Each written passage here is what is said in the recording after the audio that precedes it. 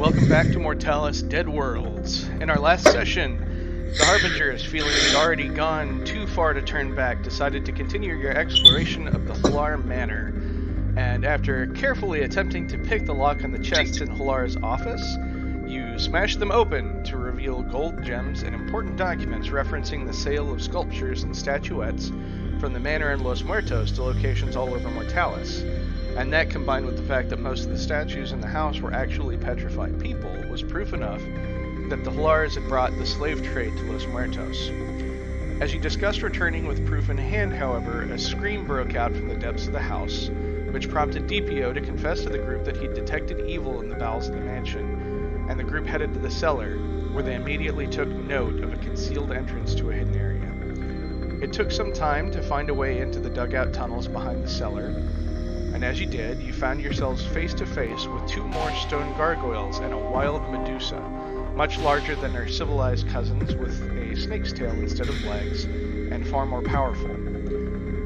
The Harbingers proceeded with caution, avoiding the gaze of the Medusa while you fought, until DPO, frustrated with the way things were going, decided to risk looking the Medusa in the eye and made his charge. And on seeing her, DPO realized the evil that he'd sensed below the house was actually intricate golden manacles, chains, and collar encircling the Medusa's neck and hands, and after shaking off the effects of the paralysis, he took a chance and decided to order the rest of the Harbingers to cease their attack, then turned and broke the chains with his sword. The Medusa, already a good 10 feet tall, seemed to grow another 6 feet as the manacles were released from her, and as she rose to her full height, she exclaimed her freedom. And so you find yourselves now standing in the bowels of the Halar Mansion before a 16-foot-tall, free, wild Medusa. DPO was the last person to act, and you're technically still in combat. So, Cardi B, that makes it your turn. What would you like to do? Is this understanding that DPO mentioned all this because we have not looked at it, correct? DPO ordered you to stand back, and then you heard chains breaking, and you heard the Medusa exclaim that she was free.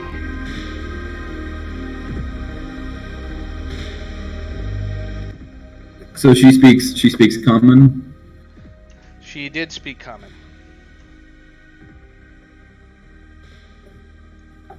This is a lot of weight for the first move on this sesh. At least you're charismatic, right, Ethan? Yeah, but I'm very weak. can be dead real quick. You know what? I know I'm gonna act. Let me make sure if I. Okay, so I'm gonna step there. Not raise a weapon. And just sort of show her where my chains were on me, and just I'm not looking at her face yet. Hopefully, does she attack me? I also don't like that you grew the box, Brian. Well, she grew from a medium to a large creature. I forgot to do that last turn. But so you approach her and you show her the chains. She does not. With no weapon drawn, does she attack? It's not her turn yet, but she doesn't attack you the moment you enter her melee range. Okay. So I'm going to just use my, I guess, action to persuade her not to attack. Basically, just inform her, just like, hey. I understand. It happened to me. They tried to use me as a weapon as well, but you're free now. We're here to help you.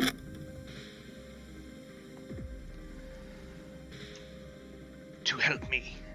And how would you help me? Where are you from? I am from deep in the forest to the east. Do you have a family? What is your name? I guess I should have asked that before your family thing. My apologies. I haven't talked to many Medusas. Is it Medusa or Medusa? Simply Medusa is fine. My apologies. And also, Medusa. since you begun this, she kind of relaxes her guard and you guys fall out of initiative. It doesn't look like she's going to attack. So she relates that her name is Celestria and tells you that she has been the prisoner of Orgable since it's been almost 7 years now. Changing creatures and people into stone to be sent to various places and markets all over the world as either art pieces, where they are sometimes sell for more than slaves for their intricacy, and sometimes as slaves to be reawoken at their destination. And she asks you, what purpose do you have here at Orgable's mansion? I would sort of shrug my shoulders and look at Rhoda. Our role is to bring proof that Orgable has been trafficking in slaves, and as we're also able to, we're hoping we can free these people who have been enslaved as much as possible. He's an evil man. He is an evil man, for sure. Now, if you're looking to get rid of him, I would be more than happy to help, but if you are simply looking to incriminate him, I'm less inclined to assist. You may do what you will, of course, and I'm sure that all of these people here are proof enough. But in case you need it, she reaches back into kind of a pile of rags and other detritus that you see that was kind of behind her. She'd been seated on it at some point, and digs through it and holds out a scroll. She says, "This is all I have on me at the moment, but hopefully it will help you to revive one of the statues if you wish." And she provides it to you, and it is a scroll of greater restoration. Cardi B, she hands it to you since you're the closest. Okay, and I would sort of look back and be like, just to sort of get an understanding, it's just like, we agree that we cannot take her to the authorities, correct? Like, it would be great evidence against Orgable, but there's no way they would let her go. So I think the mandibles, after you leave, of course, we're not going to do anything with them while you're here. If you'd like to go, I think we'll have enough evidence for everything. Also, if you want to kill him, I'm fine with it. Yeah, have at it. He is due to be back within the month. I can wait here for him, of course. But if you are with the constabulary, perhaps it would be better if I escaped. Yeah, we were specifically asked not to deal any justice ourselves, but to gain evidence to incriminate him, and we will do everything we can to ensure that he is properly punished. But it may be best if you were able to escape unnoticed, and then we could present the evidence as we were asked. Yes, just a quick, a really fast side note on that matter. We're here because I got the guild's permission to be here. Don't hump me on this one, boys. Let's not kill him. Let's do the justice thing. I like that a lot. Oh, but I want to kill him. Right? No, Rota. There will be other days. Maybe we can help arrest him, and then he can resist arrest. whether he does or not. If you are looking to What? do him damage, there are things you can do that will hurt him worse than killing him. We could turn his penis to stone. Please share. If you are focused more on hurting him than bringing him to justice, I might suggest doing away with his most favorite possession, yes? Absolutely. Is it What was that, Cardi? I just asked if it was his mom, so I assume she turned his mom or something. Ah, you are smart, you are. I am really not. I just fall forward, you know. I try to give her a high five. Listen, Medusa, you're sweet, but it is entirely possible that Cardi just really wanted to make fun of his mama. Well, she is easy to make fun of for one who pretends to be an orc and then gets sick because she's pretending to be an orc and eating offal and shit like the orcs do. She got sick and he had her turned to stone until he could find an appropriate cleric, but it is hard when it is illegal to own slaves in this country and this place when your mother herself is a slave. They've been searching overseas for someone qualified, but cannot find anyone willing to make the journey. So it's not the statue in his bedroom that he's jerking off to. Wow. That's a lot. His dad Wow. with the ears falling off. Whew, Rhoda, you've been gone for a little bit. That was a lot to come back in on. Wow. Okay. Wow. He is fond of her, for sure, but he has others. Maybe not to an Oedipus level, but for God's sakes, let's move on. But I would suggest simply smashing the statue. Killing his mother would be one thing. Although, without his mother to return to, he may not return for the justice you seek. Interesting conundrum, yes? I mean, I'm not worried about killing the stone half. Not even half. I don't know. Faux orc? Fork? Fork? Has his mother done any evil things though? I mean, is she deserving of being killed just to go against orcs? She was nice enough. She has done evil things, but only because she was ordered to as a slave. She was kind enough to me. So I would not be happy if anybody decided that we should try to destroy the statue. I think we should try to help her, and we should try to help everybody else who's here, who's been turned. I think yeah. You're all pretty on board with that.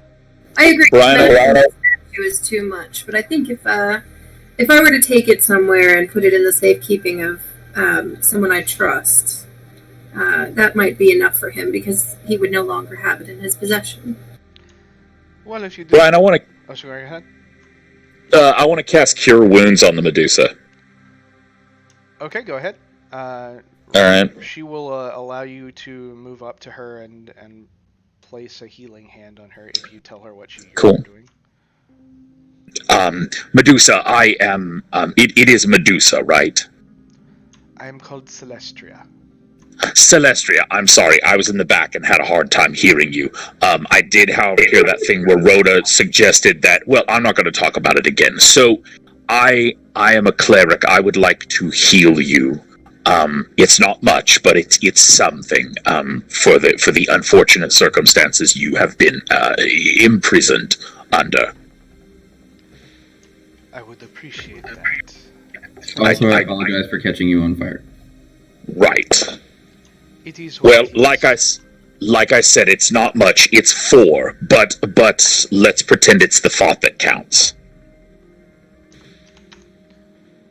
It's like a good band-aid at most. I'm sorry.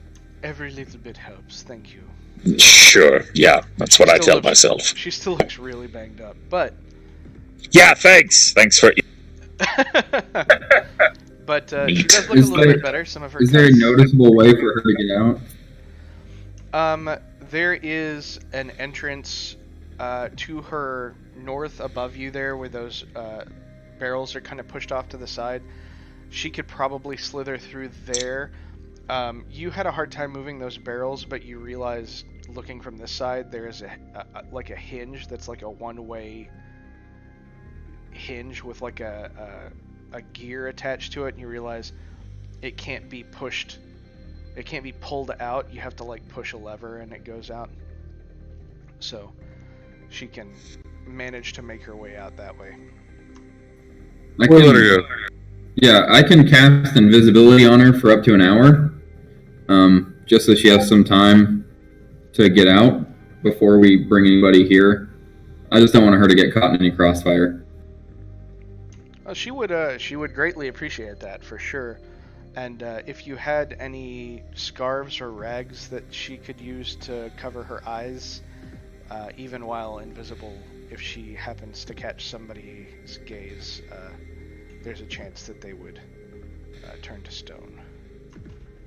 Thank you for stopping us. Do we have some cool sunglasses? Does anyone have cool sunglasses? Just glowing evil still from my detect good. The manacles on the ground are glowing evil. And actually, now that you're looking to notice them, you see the manacles where they had been broken have rejoined themselves, and now they are ready to be put on something else again. Okay, what do I see when I look at the Medusa? You see a Medusa, neither good nor evil. Maybe just a tinge of evil aura to her, but no more than like any of the other creatures that you've met in the city who are not necessarily happy individuals. Okay. Will spend the last of his lay on hands to heal her for another 14 and say, we don't want to see you again. Don't hurt any of our people. Goodbye. Thank you very much. And Rota, you said, would your glasses fit on her? Yeah, glasses. If you offer them to her, she'll take them and look at them, and then she will shrink her form back down to a more manageable size, and then put them on her head. And Awesome. she'll turn to you and say, if you have the opportunity to hurt him, hurt him. If you have the opportunity to kill him, kill him. If you have the opportunity to kill him and his father and stop all of this from happening, I advise that you do it. And if he finds out who you are, you're in great danger. But he will find nothing from me. I know a guy who could like climb on top of a roof and shoot him in the dick with a cross. And Thelonious, without saying anything, just slowly raises his hand. And she looks at you and she's like, this is good to know. I may revisit you at some point. I have things to do. Dicks to shoot. Very well, absolutely. I just point at Biddy and just say, she already killed me once. Business cards, guys. There's an interesting group dynamic here, but I have... Falling forward. You said you could turn me invisible? I already checked it off my spell slot, baby. Alright, well, do good things with that spell scroll, and... Oh, do you have anybody suggestion that we should turn? Like, who's like the most credible person that's a stone? Well, I think we should probably turn Rhoda's friend, because she knows his... Thank you, Tim. Yeah. Yes, if you have a friend, that would probably be the best thing to do. They would be the most likely to be willing to testify against him. But I will be off now, and assuming that you cast invisibility on her, she says goodbye and thank you again, and disappears the fuck out. You hear things moving aside, and you see a rock in the wall depressed on its own, and where you'd struggled to push that gigantic keg out of the way, it just kind of gently slides with a clicking noise. And now the way out to the north of this room is open, and the Medusa is gone. Oh, so that's how you open it. I'm not weak. I swear. Are you just telling yourself that now? Well, I just have to say, well done, DPO, because Yeah. I probably would not have noticed that, and I would have just killed her, and it would have been wrong of us to do so, I feel. I don't want you to take that. I don't want you to take that personally, though, Corvale, because I do think, in general, our MO has been kill it. My MO is to bring order and justice. When I see something evil, it is time to eliminate it. She was not openly evil. It was these, and I kick the little things on the ground. These are evil. Destroy What are them. we going to do with those? No, we need to take Does anyone see any reason to not take them with us? Yeah, we need to get the authorities to let them know what happened. So you want to take them and give them to Nasius Ven when you meet him? Brian, are we just leveling up our final bad guy at this point? Who, Nasius Ven? Yeah, now we're just giving him equipment to make other slaves. Well, he's thus far you have been giving him stuff in front of a bunch of Azorius Senate arresters, so you can be fairly certain that the entire Azorius Senate would have to be corrupt for him to be using all of this stuff that you're giving him on his own. It'd be. You didn't say no, but you said a lot of things that made it even more worrisome. I appreciate that, Brian. Yeah, well, but DPO and the others, you can kind of tell the Azorius Senate's hard to corrupt because they believe so hard in the rule of law. They're more like lawyers and stuff. If they want to get around something, they'll do it legally because they know their way around the law. So they're more like politicians than they are like really big bad guys. But politicians can be. I see no problem trusting lawyers and politicians. All right, never mind. We're good. Bag of holding, though, couldn't we? Put the manacles in the bag of holding.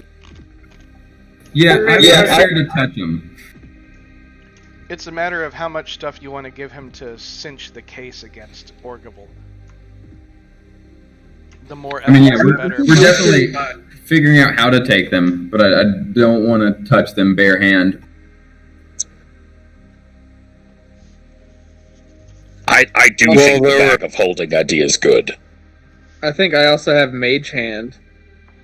Oh, Yeah. yeah. Oh yeah, you could mage hand him into the bag of holding if that would work. Or someone could use a long stick. Yeah, that's true. But an invisible hand is so much cooler. Yeah, I don't know anybody that has a mage hand and a long stick. That's not a lie. I do think, God, if you had mage hand and a long stick, you would be unstoppable.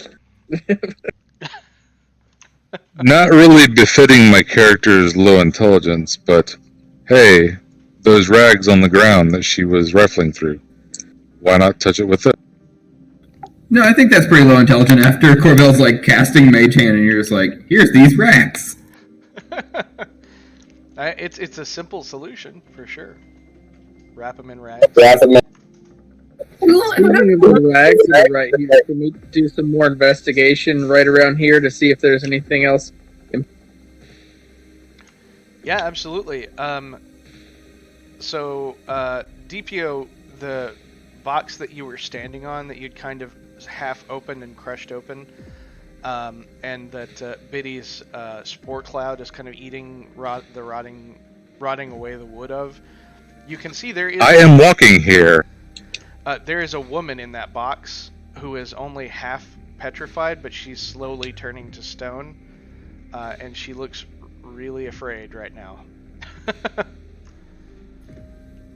Oh, Yes, is there anything we can do for her that you can see? Unless you are going to use the Greater Restoration spell, I don't really know anything except to maybe like knock her out so that it's not so bad. We've already seen how ineffective I am at this. Well, technically, we did. Well, can we just assure her that we will take her to a cleric, or I don't know exactly where we take her, but we'll take her somewhere where we can have it dispelled and she'll be back to normal, and just reassure her that we will take care. Can she speak? Maybe we'll a bit first, because we could use Greater Restoration on her. Although I'd rather what, but do I recognize her at all, Brian? No, you don't, and she looks very afraid, and the bottom half of her mouth is already kind of partially stone, so she's only made like whimpering noises. It's mostly just her eyes. But if you were saying all of those things, go ahead and roll Persuasion. Now, really quick, before we do this, the Greater Restoration spell, we can only use it once, right? That's how it works. Spell scrolls can only be used once, yeah, unless you're a wizard, in which case you can take 2 hours and like spend a whole bunch of resources to write the spell or copy the spell down into your book, so you can have it. Okay. Cool. So we only get to do this once. Yeah. I rolled a nat 20. For persuasion? Yep. Okay. So she kind of she kind of gargles like a little bit from the back of her throat, but she looks much more peaceful now, and she kind of closes her eyes and waits for the stone to take the rest of her. And it does over the course of the next 30 seconds or so. Brian, how much does that mess us the hell up to watch? You guys, Cardia B, who had felt the effects slightly, and DPO, who'd also felt the effects slightly, bothers you guys a little bit more than everyone else. It has bothered me so much because I still have the scroll in my hand. I am real life not handling this well, Brian. I'm Biddy's smart. I just hand the scroll to Biddy, and I can't do that. Okay. Hey, Brian, I want to use my channel divinity to heal people in here collectively. Who needs some healing right now? Corvale's DPO. going to do that. Emotionally, Cinder could use some. Also, physically, I'm not doing great. Never mind. But Okay, so Cinder, DPO, Corvale, did you say you needed it? Yeah, Corvale's hurting too. Anybody else need some? Oh, Don't think so. I'm good. Okay, so nobody else does? Okay. Then that is 20 points divided up. Anybody within 30 feet of me, so let's do let's see, 6, 7, and 7? No. Yeah, 6, 7, and 7. So 7 to Cinder, 7 to DPO, and 6 to Corvale, just because he would probably tell me to do the honorable thing. Alright, you all heal up. What would you like to do now? I just start breaking open boxes. Oh shit, I'm sorry. I can't do that to a construct. Shit. Warforged are treated as creatures for the purposes of healing. So you are okay to do that. Oh, okay, never mind. We're good. Sorry. I can only do that one day. Yeah, one time a day. 5th edition changed them into not exactly constructs, but 3.5 actually had them as constructs, and it was really fucking hard to heal them. But yeah. Gotcha. Okay. I'm going to use 5 points of lay on hands too to heal myself back to maximum. Alright. Anybody else like to do anything before we head back outside? I'm breaking open any boxes that are here now that I saw a half-frozen woman. Okay, Yeah, I so want to continue the to boxes have investigate. all been within 10 feet of Biddy, so they're all kind of starting to spore over with mold, and so you reach down to break them, and they kind of pull away like rotten bread. Sorry. What you find in most of the boxes are people, but in one of the final boxes that you open up, you do notice a shipment of what looks like rather interesting weapons. You find a +1 rapier, a let's see, it's a +1 rifle, and a +2 short bow. Oh snap! Well, this one's empty, guys. It's just a bunch of garbage. Cinder says, trying to put all of it on his back. It's fine. It's fine. I don't know what weapons are. You also find about 100 bullets and about 80 arrows.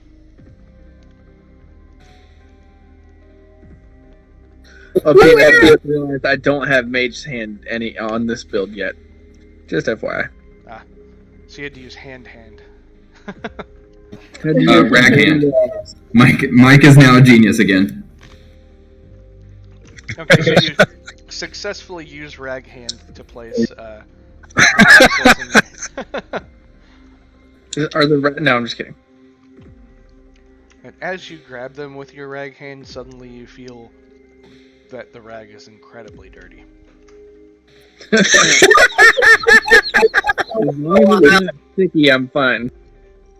Actually, Oh my God. DPO legitimately does not like that, and it's one of his quirks. He's gonna freak out about being dirty. You, gross. He has a set of cleaning rags that he keeps with him that he's going to immediately start cleaning himself and wiping himself down. Betty thinks that's absolutely hilarious, and she falls on the ground and rolls in dirt. Oh, like the odd couple. So just to be clear, like DPO, this brilliant construct that we have that's our tank, is also Mr. Monk. Yeah. I do not like to be dirty. I wish to be clean and sanitary. Biddy thinks that's the most hilarious thing, and she looks like a dog that just discovered a mud puddle for the first time. All right, so you get finished rolling around in the dirt there, and DPO, you manage to successfully clean the rag muck off your hands with your own personal handkerchief. And do you guys go ahead and head outside? And if so, in which way do you do it? I'd like to continue to investigate the other rooms to see if we can uncover any more evidence, or see if we can find anyone else who, is in need of our help, or any cool, like weapons and armor and gold and stuff. Also, probably the scroll restoration for somebody too, right? Yes. Let's search these 3 ominous boxes here to the left. Those are the ones that you just went through.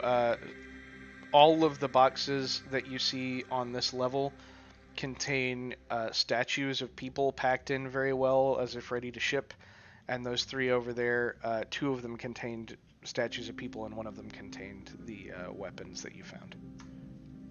Okay. The statue of his mother in the building. I think I saw it back at the front. It was a big stone cow.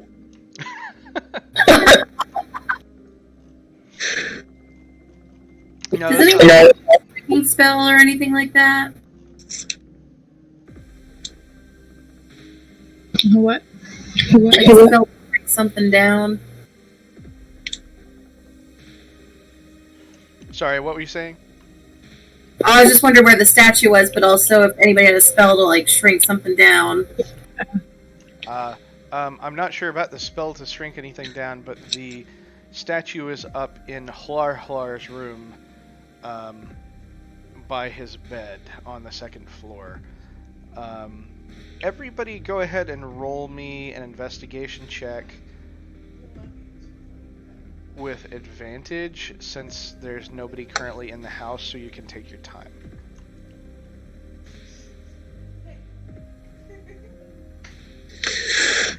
Looking up my stat for doing Cardi investigation. got 14. Yeah, a whole 8. Yeah, 7 for me. I got a 16. 20. Ooh, Nat 20, nice. 16 for Thelonious. I got 19. 9 for DBO.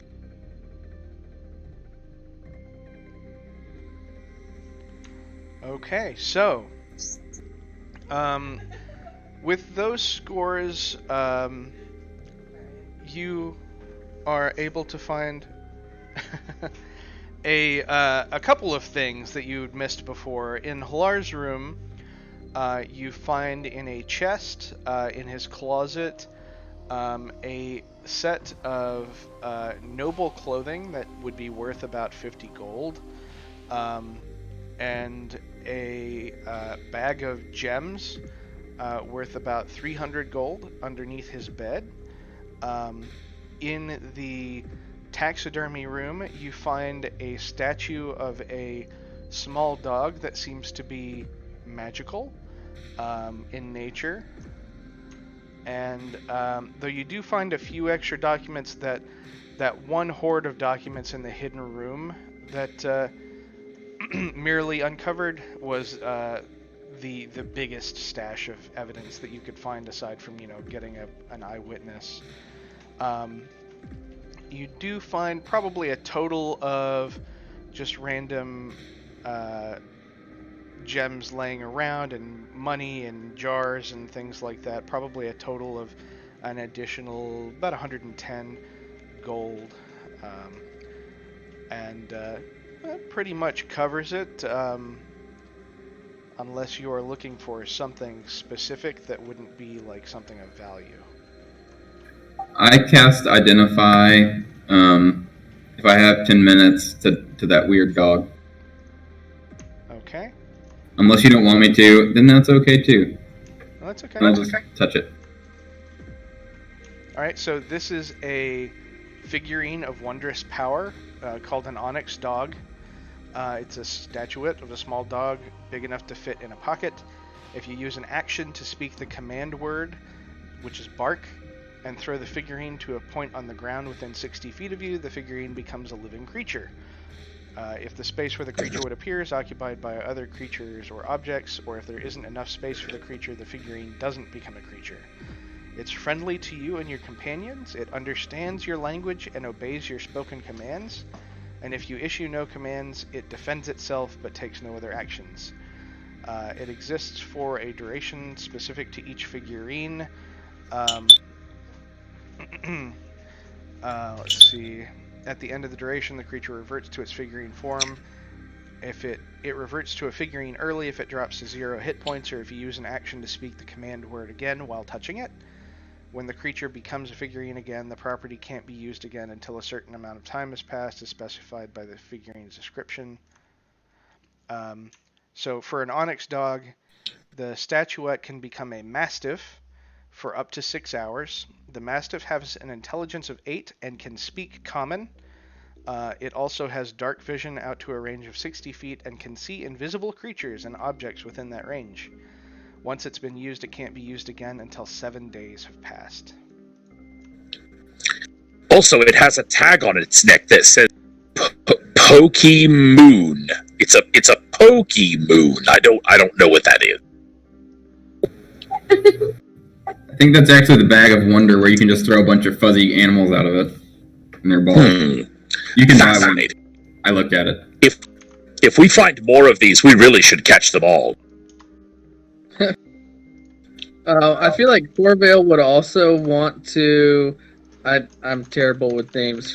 Talk with the young girl and reassure her that we have investigated what was going on, and that we're going to take those findings to the authorities and make sure that we're taking care of everything. Before I you think did she's that, gone, isn't she? When you go to find Ellie and her father, Mark, they have both gone from the premises. They might be out front with the guards, but you would have to tell me that that's where you're going to go check if you wanted to do that.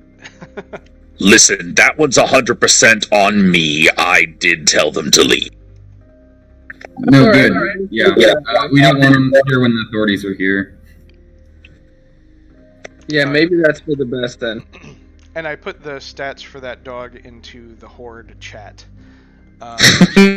If no one minds, I would vote giving it to Biddy as a riding hound. Oh my gosh, yes! Well, that's the cutest damn thing I've ever heard of, but sure. 6 hours worth of riding hound that can talk. Alright, well. Did anybody have levitate or anything like that really quick as a Sorry. spell option? Does anybody have Levitate? Levitate? lev? Biddy has the ability to levitate herself with her rocket boots, but other than that, I don't think so. I was trying to have a way to get this statue of his mother. I have Featherfall. How heavy is it? DPO will just carry it. Pick up the statue and just toss it out the window and let the other fall on it. No, he'll just carry it. Oh my gosh. So the statues weigh 10 times what they would normally would. So his mother was about 110 pounds. So it'd be about 1,100 pounds. Well, okay. In that case, does someone else with a lot of strength want to help? Would you? Will be movers. I don't know if we're going to be able to pick that up. Wait. Out of character. What is the point of moving her? Why don't we bring the authorities back here and then use the spell on everyone once we get, like, a crew to lift these statues all to one place? Alright, this is part of my mission is to take Orgabal's greatest possession. Brian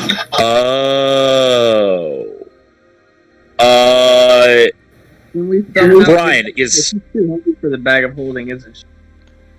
Yeah, Oh, yeah, it's like a she's 400 way too big max. for the bag of holding. We can get the small child out front if we want to. Brian, what's a race that could lift that much? 1,100 pounds? Maybe a Goliath or a Minotaur, or a Goliath and a Minotaur together. Maybe your Medusa friend who you already got rid of. Okay, seriously. Oh boy. Okay. Rota, real fast. Where do you need to take Orgabal's mother? So, what I've been doing the past several years, ever since I left Tomek, is I've been working with Captain Bill Largeparrot. He's one of the pirates that works around Morocco, and he sent me here to steal Orgabal's most valued possession. Just out of curiosity, how do they transport these statues in the first place? They bring a cart up to the back of the wine cellar and take them out in crates and then haul them to the train station and take them out in cargo. Well, I mean, do they use a forklift? Do they have a ramp of some sorts? Like, do they put wheelies on them?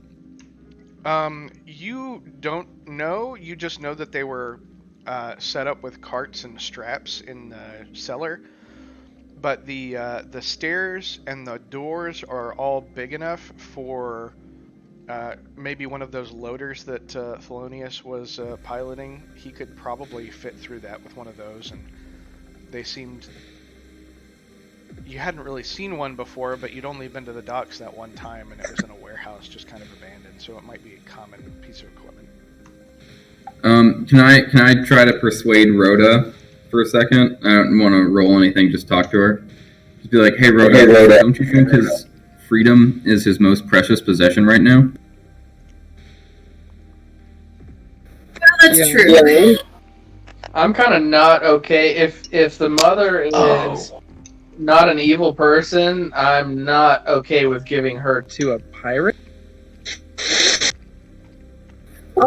I can vouch for Bill, a large parent. You guys would love him. He's a real character. What is he gonna do with her though? Like, is he gonna set her free at some point? He's a real people person. I don't usually ask those questions because even though Bill is great, he can get a little touchy when you start questioning his authority or authority. Well, is there anything else you could say is his? I mean, instead of handing over a person who is not an evil person to him, is there anything else that we could, that could meet the requirements that he's looking for that's actually an object and not a person? Well, I can always come back to, we could always, I could think about it and maybe find a way to sneak in here. But Brian, the statue isn't on any kind of pedestal or anything like that where we could kind of tip it over into the bag of holding. I'm just trying to think of a way we could put it into the bag of holding, basically. It's too heavy. It would just explode the bag of holding. Yeah, unfortunately, it's too. You might be able to get her in if she were like standing up, but she's in a sitting position. But the bag of holding can only hold so much weight, and she's a little bit too heavy for it. It can only hold about 250 pounds. Okay, I'll leave her for now, but I may have to come back.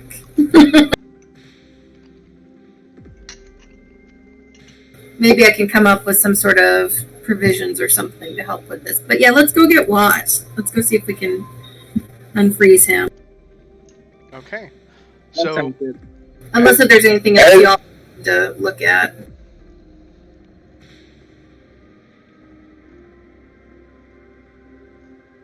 You pretty much scoured the house from top to bottom when you were looking for all that stuff. So there's not really much left in here for you. Unless you just want to, like, steal some of his random crap. Or, like, his dog or something. We are done here. Let's move. Alright. So, as you move to leave, you kind of poke your head around the corner where the guards were drinking and notice that they've all kind of, like, laid down or sat down in a stupor. Some of them are napping in the sun. And it looks like you could easily sneak past them, but just in case, go ahead and give me a stealth check. I cast silence. Okay, well then, in that case, you don't need to worry about it, because none of them are looking in your direction, and you can't make noise. So you manage to make it down through the silence spell over to where the statue of Watt is sitting. You do have to get out of the silence area to get there, but by that time you're a good 50 feet away and behind several hedgerows, and so you're not in any immediate danger of alerting the guards. I don't have any more spells for second level, so sorry guys. Alright, DPO will turn on the sirens and we will make our way back.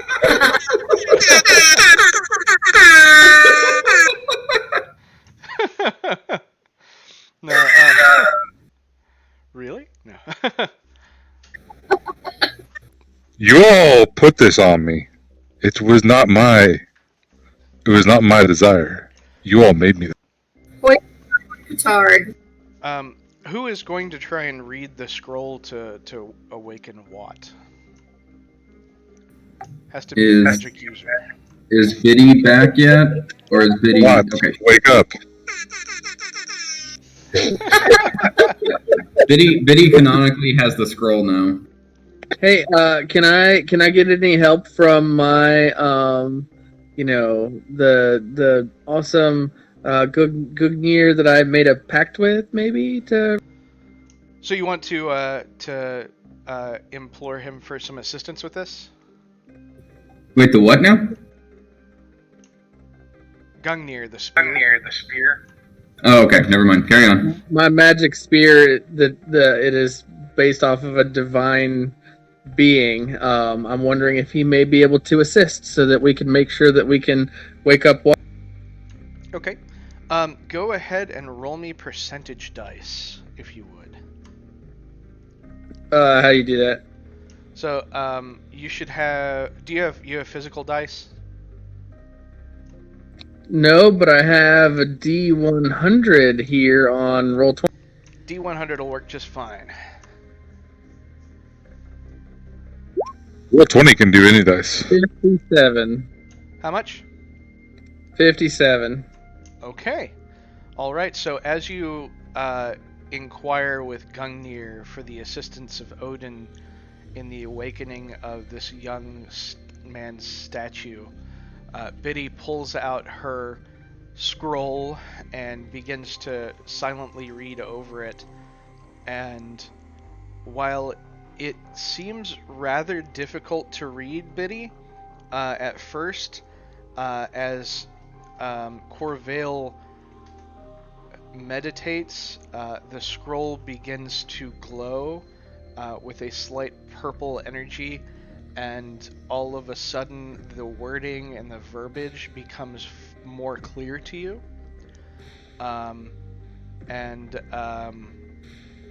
Biddy, I would like you to go ahead, if you are going to cast the spell, roll me a percentage dice. Metagaming wise, Tim, you successfully gained assistance in making the spell easier to cast. It does have a percentage chance of failure. 68. 68 will do it. So, as you read the spell off of the scroll, a fine blue mist, magical mist, kind of emanates from the scroll and encircles Watt. And where the mist falls on the stone, you see it finally becoming clothing and cloth and leather and skin. And after a good 30 seconds or so, it turns into a small boy, and you hear a gasp of breath as it looks up and looks around and kind of blinks its eyes a little bit and squints and says, "Rota?" What sorcery is this? And I could agree. I'm just kidding. My God. I'm gonna give him a big hug. What? Oh, what? I thought you were dead! I thought I was dead too. The last thing I remember is we were in Flar's mansion, and I turned a corner and there was this woman standing there staring at me. And Oh, horrible night.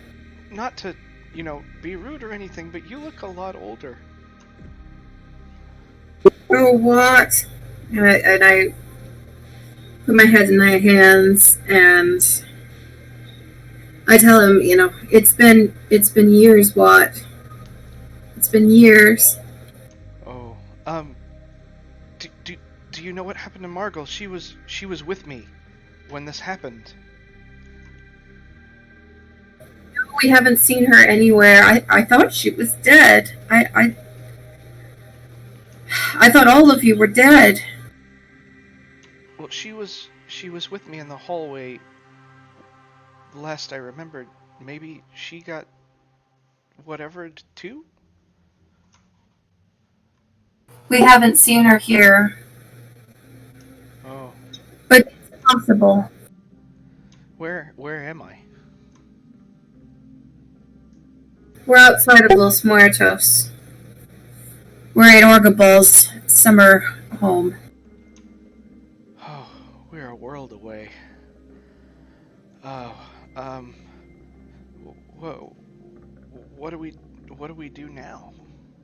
How do we escape?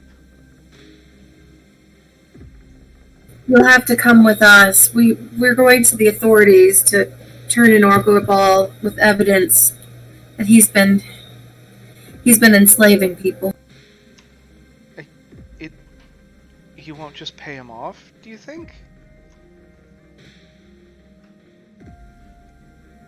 I think the powers in Los Muertos are powerful enough. I hope they are. Okay, I trust you. Um, Lead the way.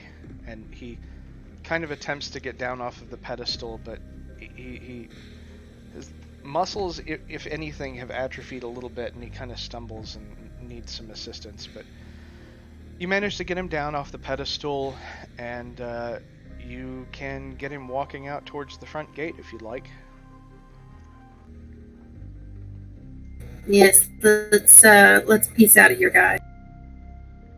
Okay, so you leave through the front gate, being careful enough not to arouse the suspicion of the guards, and where do you go from here?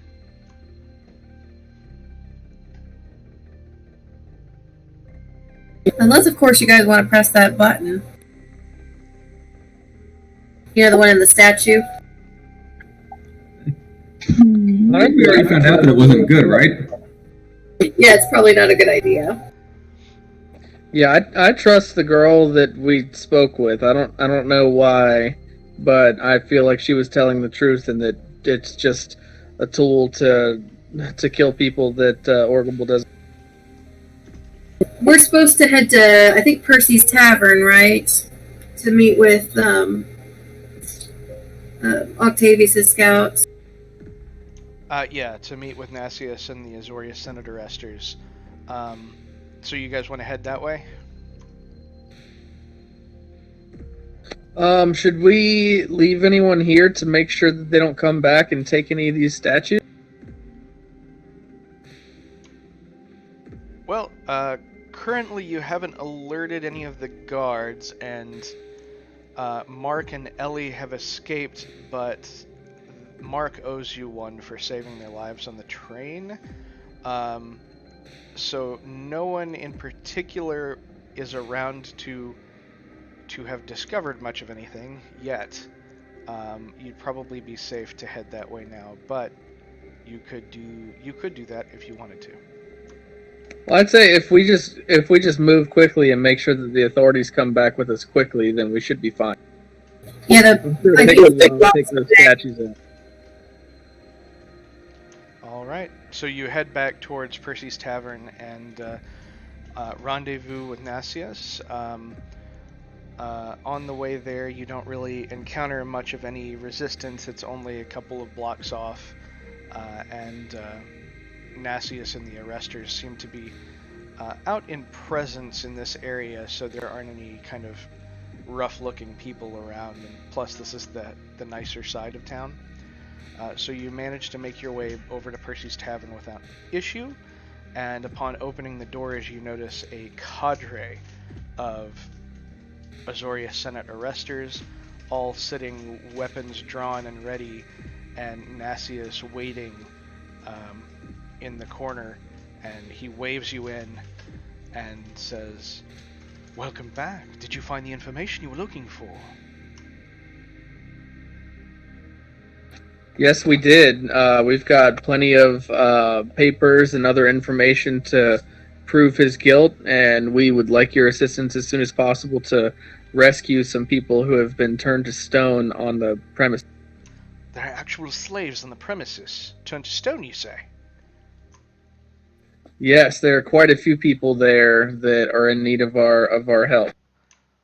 And you have and you have paperwork linking them to Los Muertos and the sale of slaves in Los Muertos.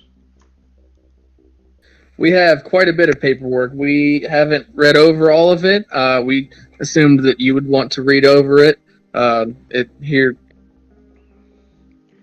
He takes the box of papers that you have and hands it over to another functionary-looking fellow with glasses who is not wearing armor. The functionary sets it down on the table and begins to flip through it very quickly, and after a few seconds looks up and kind of nods towards Nasius, and Nasius looks up at you and goes, "Well, looks like we'll be doing a raid today anyway." He looks over and says, "All right, boys, come with me. Time to do our job." And Nasius and about 35 arresters file out of this place and head towards Orgable's mansion. If you choose to go with them, or do you choose to go with them, or just trust that they are doing what they need to do? I want to go with them. Okay. Yeah, it seems like we should. Wait, this isn't the Azorius Senate, is it?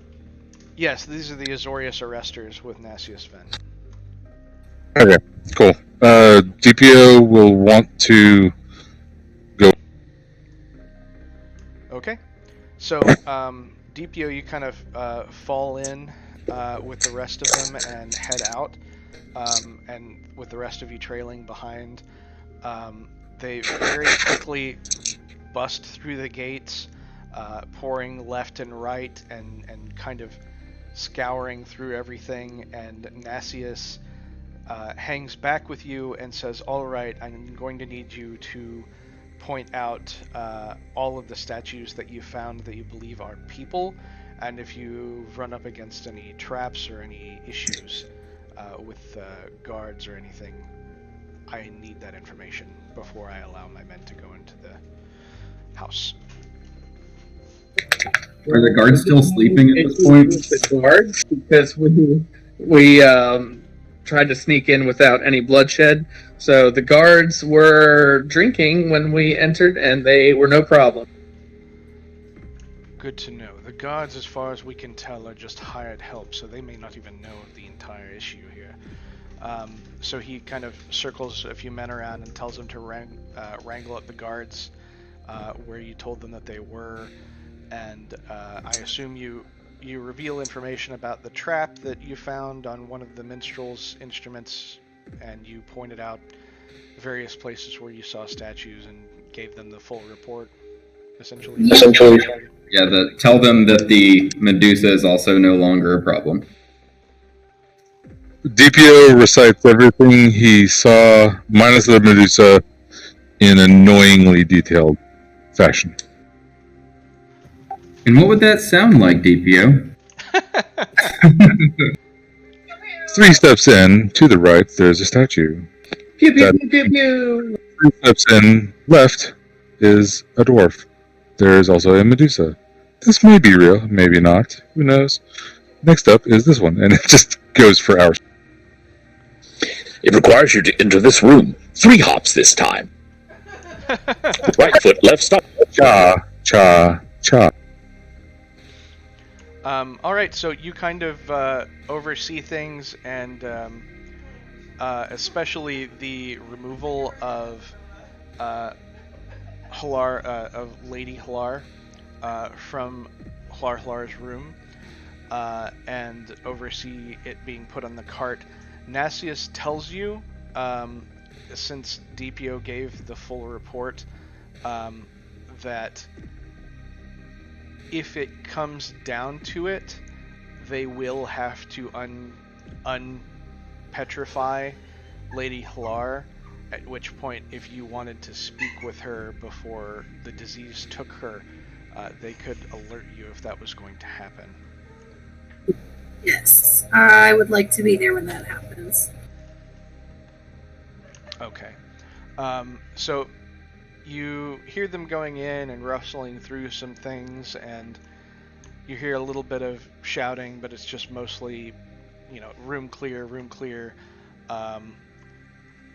After a few minutes, you hear some stumbling and tussling noises, and someone breaks through the window just outside of the taxidermist room and says there was a gargoyle that had been covered in animal fur, disguised as a giant bat that had attacked them when they found a secret compartment, but everything else seems to be okay, and they took care of the gargoyle.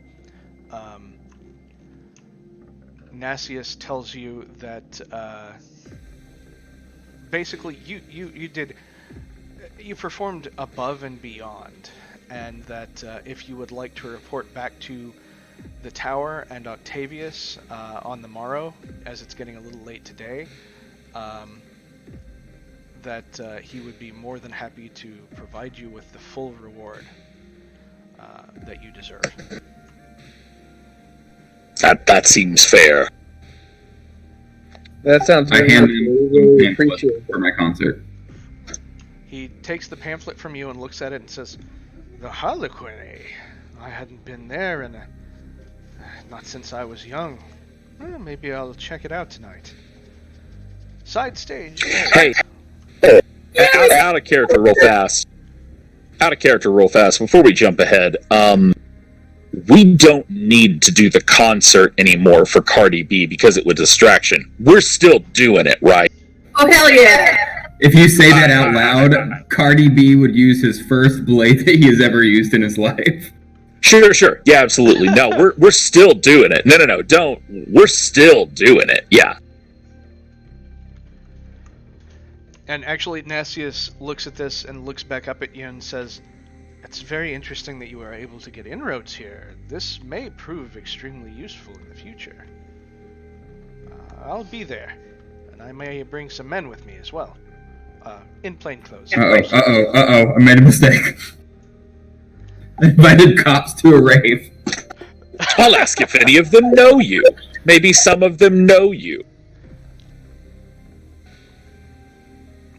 All right, so congratulations, you guys successfully found your way in and raided, although it wasn't as quiet as you had wanted to be. You got the evidence you needed. You managed to not kill a Medusa who was innocent. You didn't kill any little girls or or innocent accountants. And you managed to leave everyone unscathed while succeeding. That's 100% in my book. So good job. Would we have gotten more XP if we killed the guards? Because if so, I go back and kill the guards. No, I'm actually giving you experience for having circumvented the guards. Speaking of which, for all of that, you guys receive a total of 4,350 XP, so 622 experience apiece. 622 experience apiece, right? Yes. All right. Can we go ahead and add that now?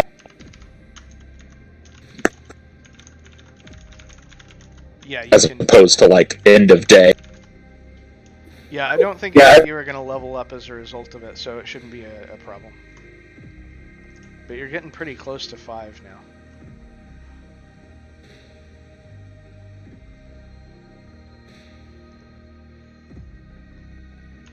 Alright, so having finished up all of that and made your invitations, you make your way over towards the Harlequin. And that's really just down the street from here. So no chances for an encounter. Let me see here.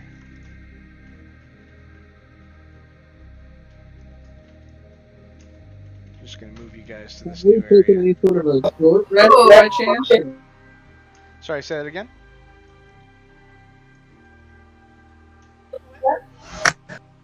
He wants to know if we got a short rest of any kind. Yeah, we can say you stopped for a short rest before you went there. That's not a problem.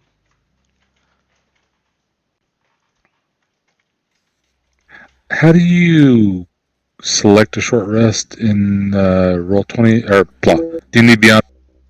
At the top in your character sheet, when you pick your when you click on your character name, it'll offer short rest or long rest. Thanks. And So it also, should be to the right of that as well. I'll do a Song of Rest, so you get an extra D6 of healing as well. Nice. Hey Brian, on my listing for a short rest, it tells me that I can recover. It could be like a recover if I want, or as a cleric, it's hit die. But I wouldn't do that with spells, right? Right, yeah, it takes a full Okay. long rest to recover your spells unless you have a a feat that allows you to do that. Usually it's just to recover like first level spells or something, and it's a wizard thing. But Or if you're a Okay. warlock. Cool. warlocks, yeah. But warlocks have a really neat feat that comes along a little later. They can say a prayer to have their patron totally and completely replenish all of their spells, but it's a little OP. Well, warlocks automatically get their spell slots back after a short rest because for most of the game they only get 2 spell slots. Right, and that's why they're a little OP with all that stuff, because they can't really do a whole lot. And mostly you cast cantrips as your major thing. Yeah. Alright, so you managed... So Oh, sorry. DPO, heads up, DPO is completely out of spells, completely out of lay on hands, completely out of everything. Like, he needs to rest bad. No worries. Corville I mean, will- you're... unless you decide to get into a tussle, you're just going to a concert tonight, so... Well, if something comes up too, Corville has all of his spell slots back. Oh, are we back at the hotel we're staying at? You can head back to the Gambling Goat before you go to the Harlequin if you want to, but it is the opposite direction. I will specifically do that because I want hate with me. I will ask you to tell Corey Elon about my concert. And a note. I write a. Okay. Alright, you do that.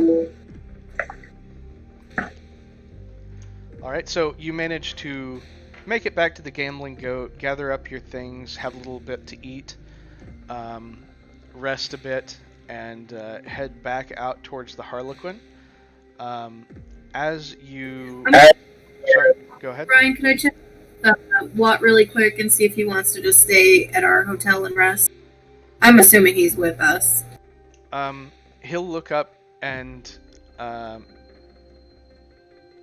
essentially say, I've been, no offense or anything, but I've been resting for years apparently. I'd like to see more of the world, to be honest. Yeah. Okay, I just want to make sure you know. Can I put my hand? I heard really good things about the Harlequin. Like, it's insane. I put my hand on his shoulder and say, I don't have a pet NPC yet. And I just squeeze his shoulder like a dad.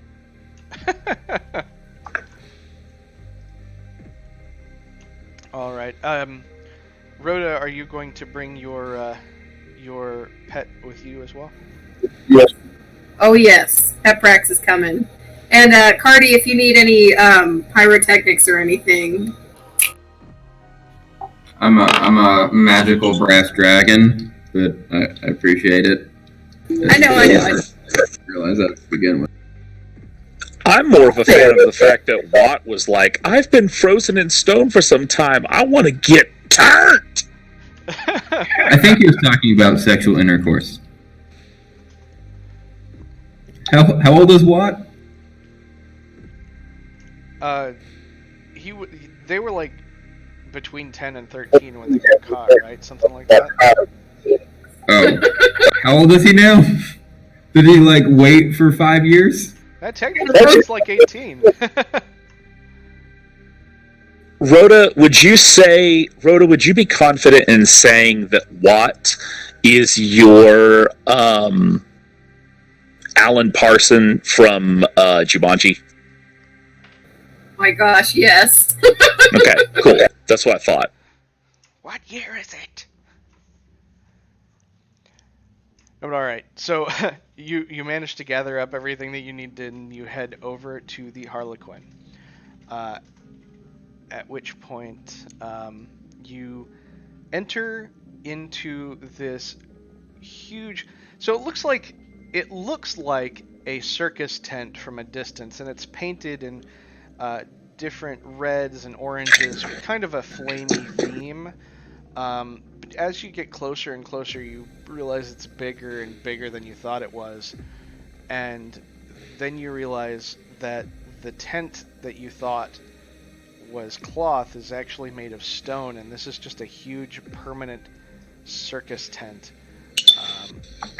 And when you enter in to the Harlequin, you end up going down a flight of stairs that opens up into this huge main room with, there's like an entry vestibule at the first where the security guards kind of like tap you down and charge covers and things like that, but we're talking about as you enter in.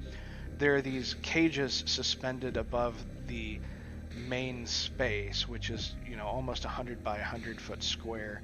There are some tables underneath there and alcoves on either side for people to watch what's happening in the suspended cages. Right now, there's fire breathers and different types of contortionists and sword eaters kind of walking around.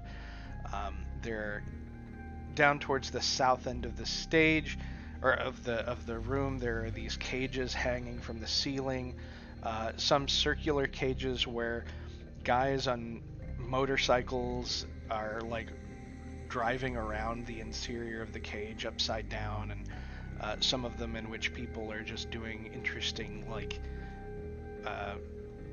bits with hoops and things. And as you enter, you are recognized by the blockhead that you had met previously, Pin-Twin. He waves you down and says, hey, they got you down on the main stage on the lower level. Come with me and I'll get you set up. Do you choose to follow him? Isn't main stage the motorcycles? Lower level main stage. Okay. Absolutely. Sorry, I got my crew with me. Is that... I'm know you guys usually do cover. Gosh. We didn't see the back entrance. Is this standard here? Sorry, it's our first performance in Los Muertos. It's fine. That's not a big deal, but just want to make sure if we do recur, what's the typical way to come in, Everybody comes in the entry vestibule except for Rakdos members who come in from the headquarters. But you're fine. You came in the right way. You don't look. I just don't want to do anything improper. No, you're good. You're good. Most of our performers enter in from the front. And he kind of leads you down a set of stairs over by the hanging cages to an area where, whereas it was almost stadium seating above, with the exception of a few little alcoves, down here it's more intimate, though there is maybe like 10 or 20, or around closer to 20 tables with about 6 to 10 seats at them each, and then there are some there's a bar off to the side, and several stools and tables and group tables as well, all set up around the main stage area, which is pretty large in and of itself. And he takes you around the stairs to the left and through a hallway where you can see to your left another stage that's kind of a central stage where, with tables stacked all around it, where there's currently someone performing some kind of looks like modern art performance. You're not quite sure what the glimpse that you get, but it also looks like there's a bunch of VIP tables set up around there. And then he takes you through a door marked employees only to your right, through another room, and then into a dressing room area that is connected to a door marked main stage, and tells you essentially that you can have your friends stay back here in the dressing room if you want, wait for you, or in the green room in the back, or they can take seats down up front. There's a 2-drink minimum. As long as they got drinks in front of them, then they're fine to sit. Nobody's going to ask them to leave. What's the security like for this room in particular? Do you have standard security? Do I need to provide my own? I do have my own if it's necessary. If shit breaks out, the Rakdos members will take care of it. Don't worry about it. No one's guarding the door?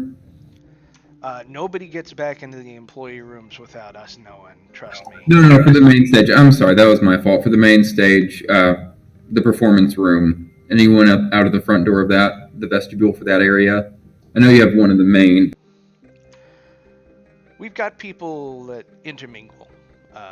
All of the, I mean, if you've never been to the Harlequin before, you notice we're performers, the lot of us, and most of us are very much stronger than the average person. We can take care of anything that happens, I'm sure.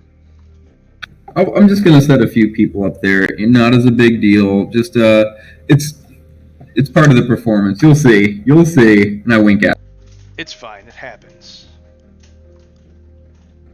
You do what you want to do. I thank him.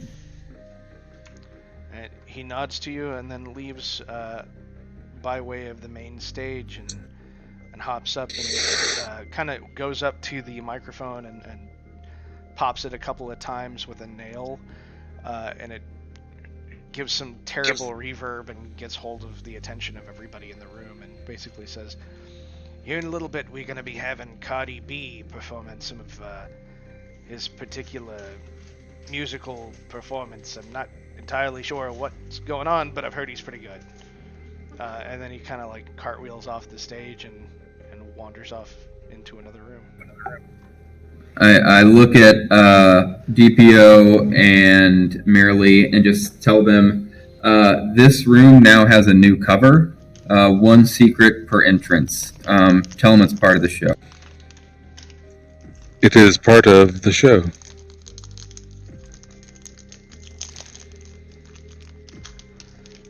All right. Okay, I thought that was funny. I mean, what do you expect? Mike deserved a laugh on that. That was funny. It was. Having to hold the chuckle is a weird thing for me. Most of you all are hilarious, but I always forget to press control. Just know that. Same.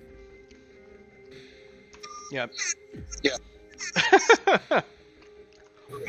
But I feel like Marilee is a good secret keeper, and she sort of is trying to figure out stuff for her blog. I thought that would be an interesting way to find out some more information about any of the ne'er-do-wells that are here. All right. Well, Yeah. you guys post up on either side of the door. I mean, and- I mean, honestly, do we know this? Like, this is not. Yeah, Even like, you you would would know. be.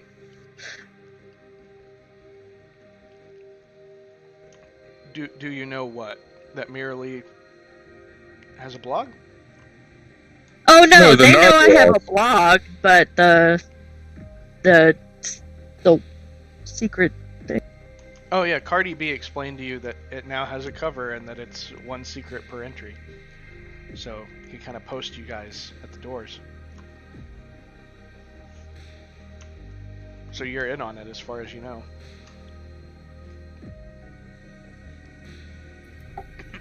When you were at the Gambling Goat, you did a great job of just getting people's information, and it helped get us a few steps further. Cardi B recognized that and is hoping that this concert is more than just a concert, hopefully, because as a distraction, it didn't work.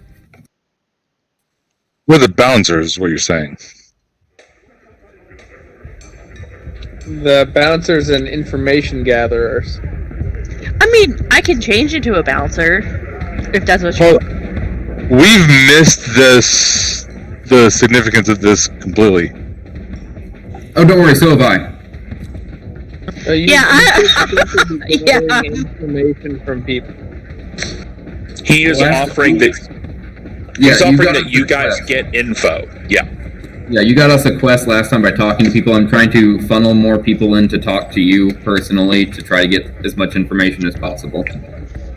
Okay, you know I am the least intelligent person in this group. You're intimidating, and Marilee can do all the talking. Oh boy, here we go, y'all. Already then. I just loved your goblin accent. I'd love to hear that again, please. Oh, you want my goblin talk? Thank you. Okay, so I guess I'm changing back into a goblin. Here we go, yeah. Gob Squad. Or just a really I got that sexy gob woman flag. talking like this. This is in my headcanon. This is no matter what you transform into. This is now your voice. You're a shape changer, not a voice changer. This is just how I normally talk. Like, Them Boston ones, though. All right. nobody talk bad about Boston. So, as you guys set up on either side of the door and start requesting one secret as cover, more and more people start to filter in from other rooms because they're hearing shit from other people that you're only taking secrets as cover, and it's any secret that they know, and it just sounds really interesting, like a indie weird cover band or some shit. And it begins to fill in, and you do see a couple of the guards from earlier wander in, and there are eventually Ignatius Venn and a few of the Azoria Senate arresters make their way in as well and find seats out there. It takes a little while, good 20 to 45 minutes in there somewhere, for everybody to get settled in, and then there ends up being some more people out in the back of the room. But if Corville would like, he can open for me while this is happening. This is nothing to just like, hey man, you're getting really good at those drum strokes, really good stroking it. If you want to work everyone here, I just, it's up to you. I mean, I could certainly, play the drums a little bit while everybody's getting seated. I'd be a little nervous to actually do it after everyone's taken their seat. Yeah, it's during the seating. Very good. Alright, so if you get up on stage and you're playing the drums, go ahead and roll me a performance check. Can I aid him with my hype from you guys to maybe, do... Who's gonna hype him? Party beat. Rip a beat! You, on the stage, rip a beat! Rip a fat beat! Am I in the front? Wait, am I in the front as a bouncer? I'm in the front as a bouncer, right? So there's stairs leading down to about 10 feet on either side of the stage. So you are almost close to the front where the main stage is. Okay. So. Well, I can hype him up. All right. I'm gonna As a take part. what Felonius said, and I am also going to be a hype goblin, but he said rip a new beat or something, and Biddy's just gonna get up on the stage and just fart. Fart! Roll me a performance check. Corvale. I rolled a natural one. Do I shit myself? All you do is just rip ass, and that's it. Biddy, you get up on stage, you bend over, and you attempt to rip ass, and you proceed to shit yourself.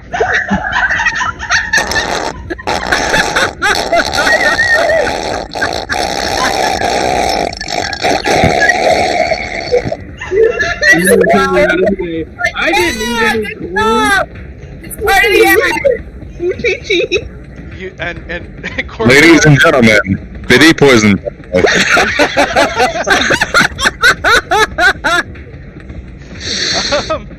Oh man. The irony of this, Brian, I want to go outside I want to go outside on the roof of the tent. I want to use my climbing ability to climb to the roof of the tent, and then just start casting sacred flames into the air like fireworks. All right, so you do that, and you start getting a crowd to start coming up. Awesome. Like, oh, there must be something interesting going on. Meanwhile, Biddy, as you kind of sidestepped off the stage, there are some weird-looking people in the back who are almost like they're Rakdos cult members, and they're dressed in leathers and stuff.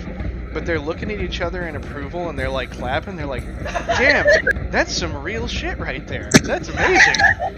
Wow, that's some actual shit. Unplanned shitting is a good talent, really, Biddy.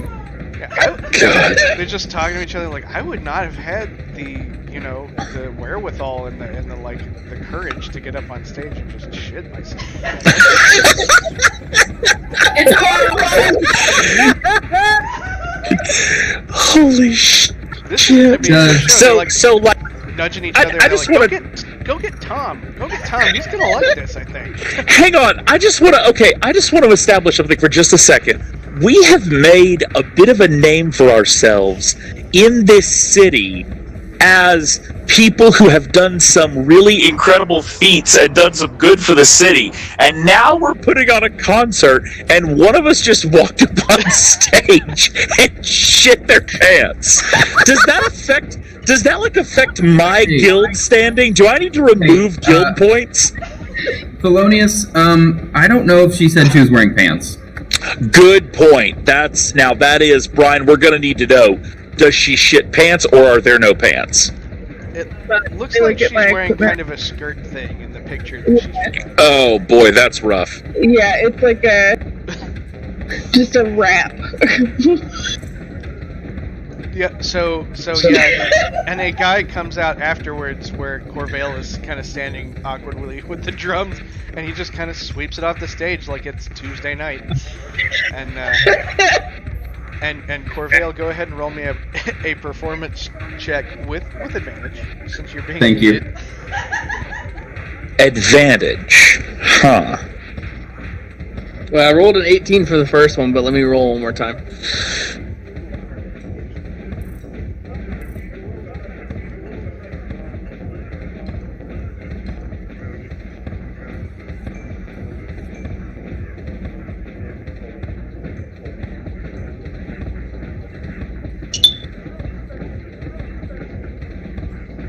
DPO would like to do the robot. Alright, yeah, I got an 18. Okay. So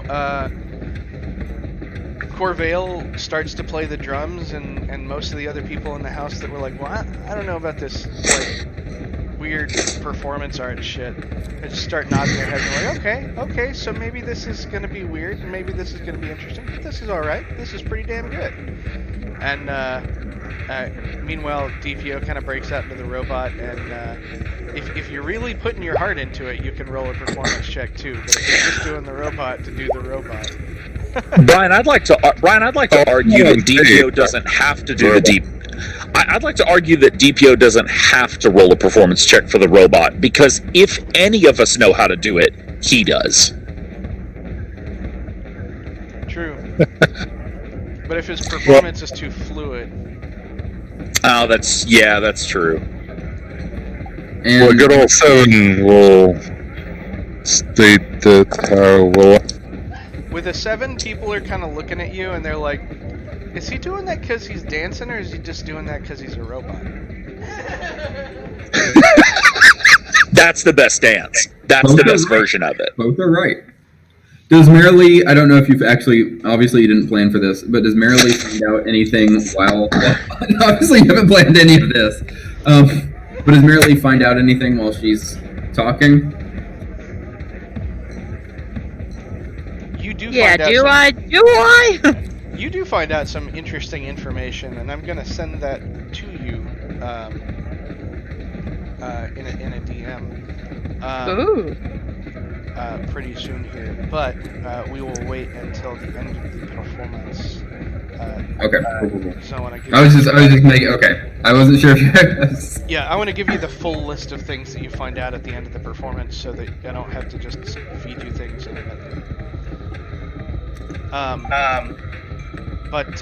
So Corvale's performance gets the crowd going pretty well, and the stage is cleaned, and he kind of eventually comes to a natural ending of the drumming, and people are looking up expectantly. Corvale, do you want to introduce Cardi B? Ladies and gentlemen, enough of the waiting. Here is Cardi B. And Cardi B would just go out, holding his loot, pluck a few things, sort of look out in the audience, then put his loot out down on the ground, and then just do a illusionary, just like giant boombox in the background, a 5 by 5 foot boombox to be exact. And if you want, I can just post this and make this like a stopping point for a little bit so we can take a break if that'd be good with you, Brian. Yeah, that'll be great. Go ahead and post it, and I will play it, and we can take a break, and hit up the bathroom, or do whatever you need to do. I think Biddy probably doesn't need to go to the bathroom anymore. Yeah, I already did that. Some things about Biddy's natural ending. Just like wipe though. Might want to take a shower. It's something. It's a little more than I'm used to. Okay, it is posting, but I may have incorrectly done it. Give me one more second. It may post twice. Sorry, everybody. This is okay. It is a little bit longer than the first, so it's taking a little bit longer to post. I just have a commitment. The music's been awesome. Oh, yeah, you haven't even heard the encore yet. We'll see how well I roll.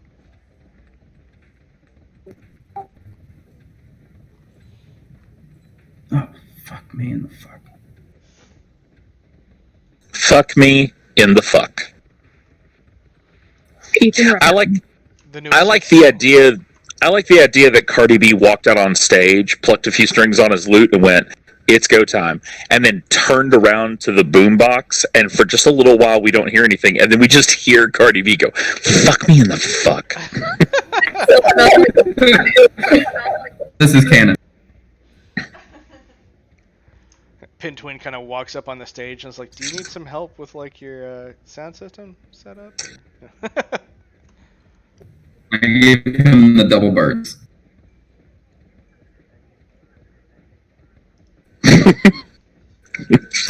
So one of the members of that gang shouts, "Put the shit girl back up on stage!"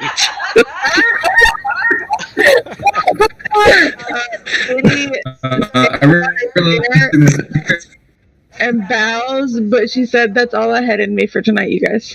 Thanks. No, I appreciate it. Oh, I get this girl a contract. Some little girl in the audience is just like, "Great job pooping." Have your autograph.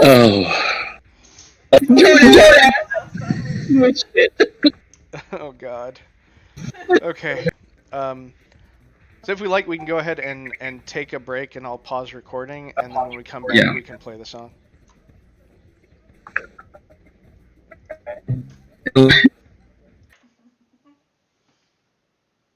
All right, and we're back. All right, so I'm going to go ahead and play your first song. Go ahead and give me a performance check. Cardi B. Is Corey Elon in the stands? Do I see him? Make a perception check, too. Okay, the perception, character sheet, perception, 18 altogether. 18, okay. Well, he doesn't seem to be sitting in the front rows, but you do see towards the back someone. It's not really his haircut. He had his like hair up, kind of, in a very clean, like elven kind of way, Legolas-y sort of haircut. But there is a guy that looks an awful lot like Corey Elon in the back, but his hair is flowing more, and he has like some weird like green makeup that like glitters in the light that's like across his cheeks and stuff, and he seems to fit in more in this environment wearing what he's wearing. So maybe you think, you know, he's just dressing for the occasion or something. Am I feeling inspired? With an 18, you do notice that he looks over towards you, and you get this little like gleam in his eye, and you do feel a little inspired and also weirdly aroused, and you're not quite sure why.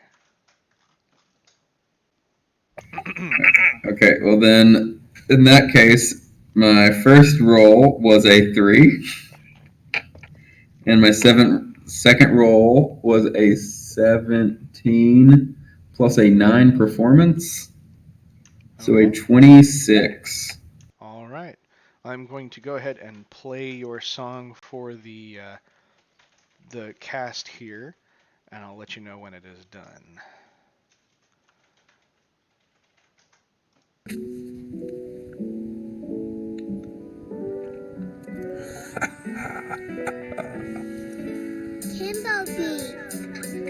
Y'all ever heard of distraction before? Now get your ass out on the floor, out of your seat and on your feet for this chance at this dragon you get to meet.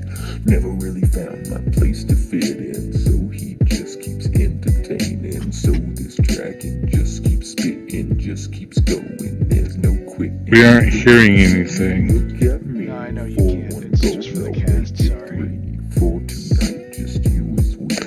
Oh, not us. Got it. So infectious is Yeah, this you guys can play it for yourself if you want to. Maybe that was the next so one. restless, reckless, senseless, and defenseless. This is you and this is so. If your body hot, let the mind get cold. It feels nice to be in control. His body copper, but his voice is gold. Hot and bothered, a little awkward. Can this feeling ever be conquered? Want it to go on, want it faster. Make it last just a little longer. Look and see, look at me. For one day, no, make it 3. For tonight, just you as we. No rules now. Let me change the pace and get the heart a racing. Get the eyes a gazing, get the knees a shaking. Give you the best kind of chafing. Give you what body's craving. Prefer the man or prefer the monster. Hide your son, mother, and daughter. Silken altar, much worse than your mind can conjure. Best not to let your mind go under. Hot and hot and hot and hotter. Body says yes and your mouth says yes, sir. Now repeat it all together. Look and see, look at me. For one go, no, make it 3. For tonight, just you as we. No rules now, you are free. Look and see, look at me. For one go, no, make it 3. For tonight, just you as we. No rules now, you are free.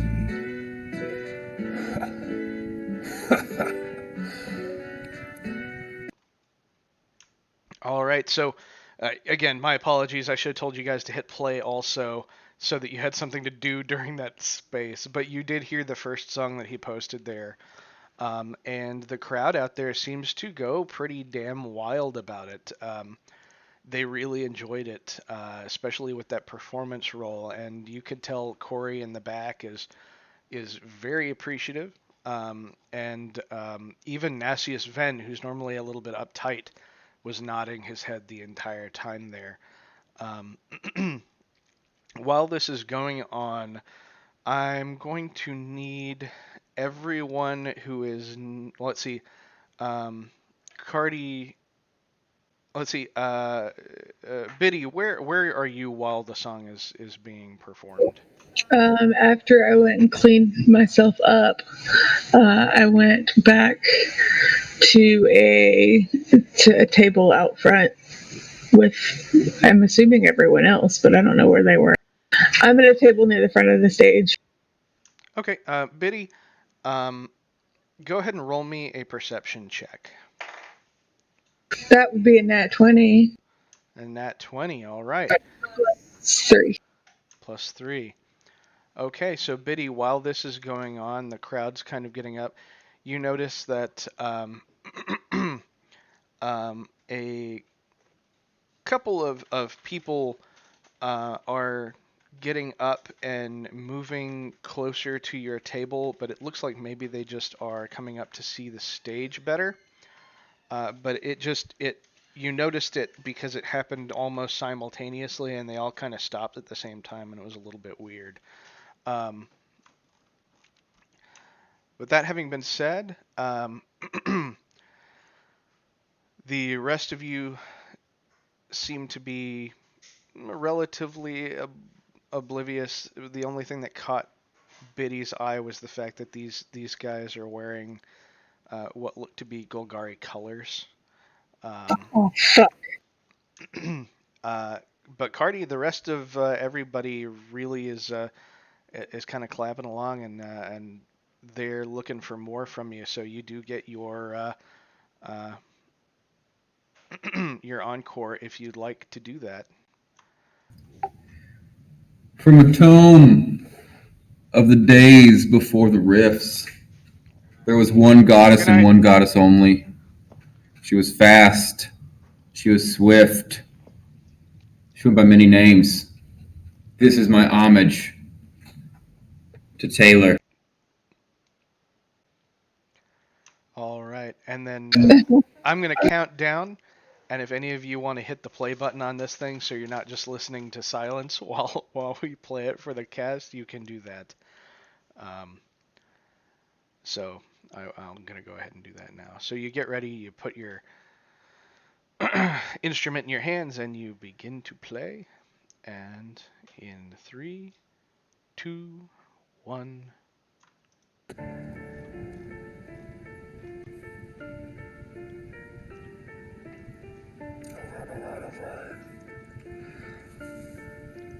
Ace Banks on the track. I stay up to me, got nothing in the brain. Least that's what people say. That's what people say. Go on too many dates, but I can't make them stay. Least that's what people say.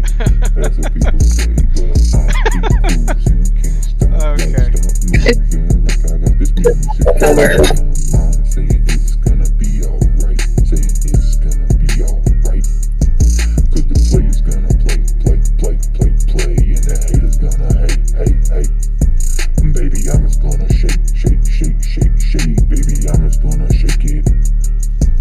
Heartbreaker's gonna break, and the fake is gonna fake. Kind of see a little bit of confusion in the back. There's a couple of elves that are sitting there that you know look a little bit older. And you're like, is that Taylor Swift? It's confirmed Taylor Swift's in it. That's accurate. Confirmed. That's what they don't know. I keep cruising, can't stop, don't stop grooving. But nobody seems to be not enjoying it. How can you not enjoy it? I was blessed by the goddess herself. Not on fire.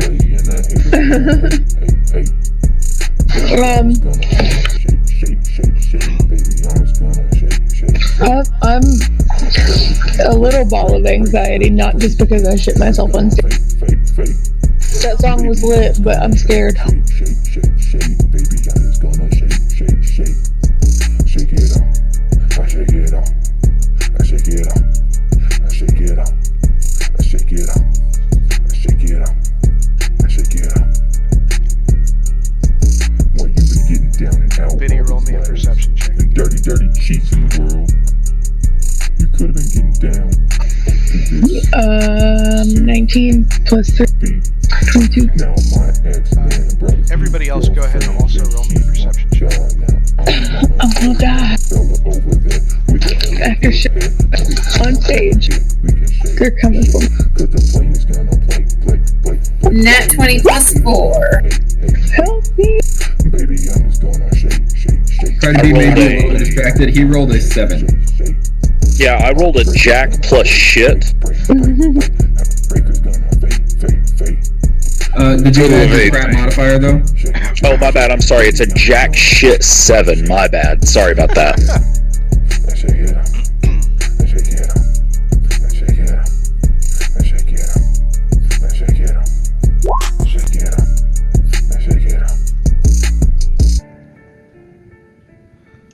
Alright, so as Cardi B finishes up and the music begins to lower down, everybody gets up on their feet and starts clapping and screaming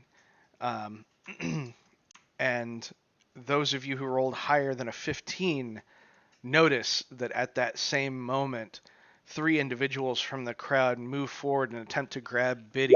Biddy, roll me an opposed athletics check. Fuck. I rolled a 4. What do I add to that? Your athletics score. How close is Corvale to Biddy? A -1. Biddy, I can't believe I'm saying this, but you shouldn't have taken a shower and washed the shit off of you. No. Well, I didn't take a shower. I just went and wiped up.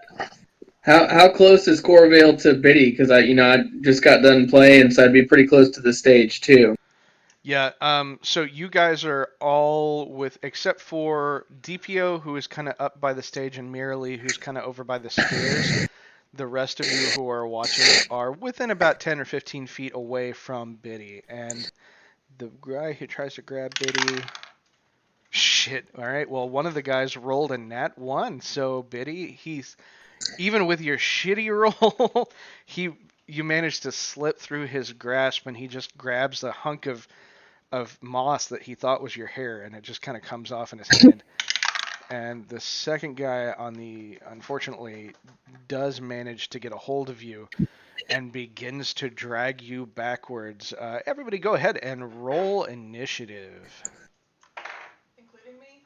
Everybody, including you. There's no fighting, the DM said. Well, he also There'll didn't be no expect combat, someone to go the DM poop on a said. stage. Okay, this didn't happen because I shit on the stage.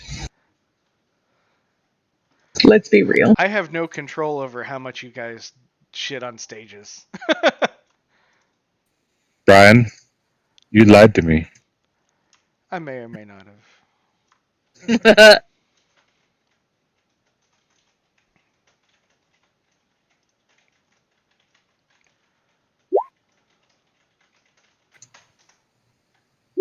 14? Are we doing torn order on roll 20 or what's up? Torn order. Yeah, that sounds way Torn not. order. No, unfortunately, because we're just doing theater of the mind on this one, so I will write down your scores as you give them to me. Apparently to apparently to roll 20, I rolled a 38. 20. I see it. Yeah. I know I messed up. Yeah, I thought those were roll the dice plus 2, 3, or 4. No, it's roll the dice 2, 3, or 4 times. I was like, what is that? Anyway. Thelonious got a 22. It's the first natural 20 I've gotten. Okay, so what I'm going to need, first and foremost, is I'm just going to run down the line, 25 to 20. Thelonious 22. 23 for Rhoda. Okay, 20 to 15. 18 I have for 16. Corvale. So I heard 16 for Merrily, and what was that for Corvale? 18 for Corvale.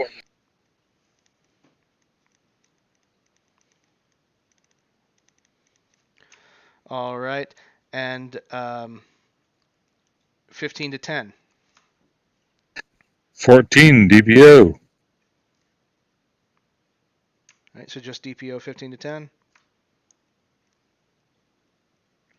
All right, 10 to 5. You got 6.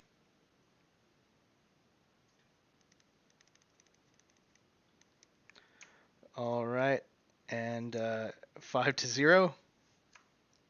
All right, I was on stage and I did an encore. Curry's basking in his accolades. I got a 4. I got a hard 4. Okay. So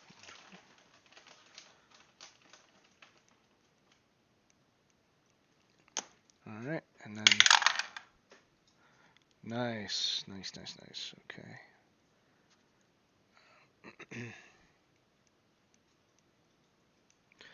All right. So Out of curiosity, can Merrily and DPO have advantage on this because we're literally watching the crowd? I would say, unfortunately, because of the way the crowd reacted, DPO and Merely would have been the only ones with a much harder time to actually see it. Just because the whole crowd jumped up at the same time, and Biddy is so small. So yeah, otherwise, I'm not gonna give you like a disadvantage for it, but I wouldn't give you advantage for it either. But based on this, so Rota, you are the first person to react. You see Biddy get grabbed by two guys. There's a third woman behind who does not do any of the grabbing. One of them fails to grab a hold of her, but the other one gets her, and they start to drag her back into the crowd. What do you want to do? Any of our weapons? You still have your weapons on you, yeah. It's one of the dangerous things about this club. Everybody has their weapons on them.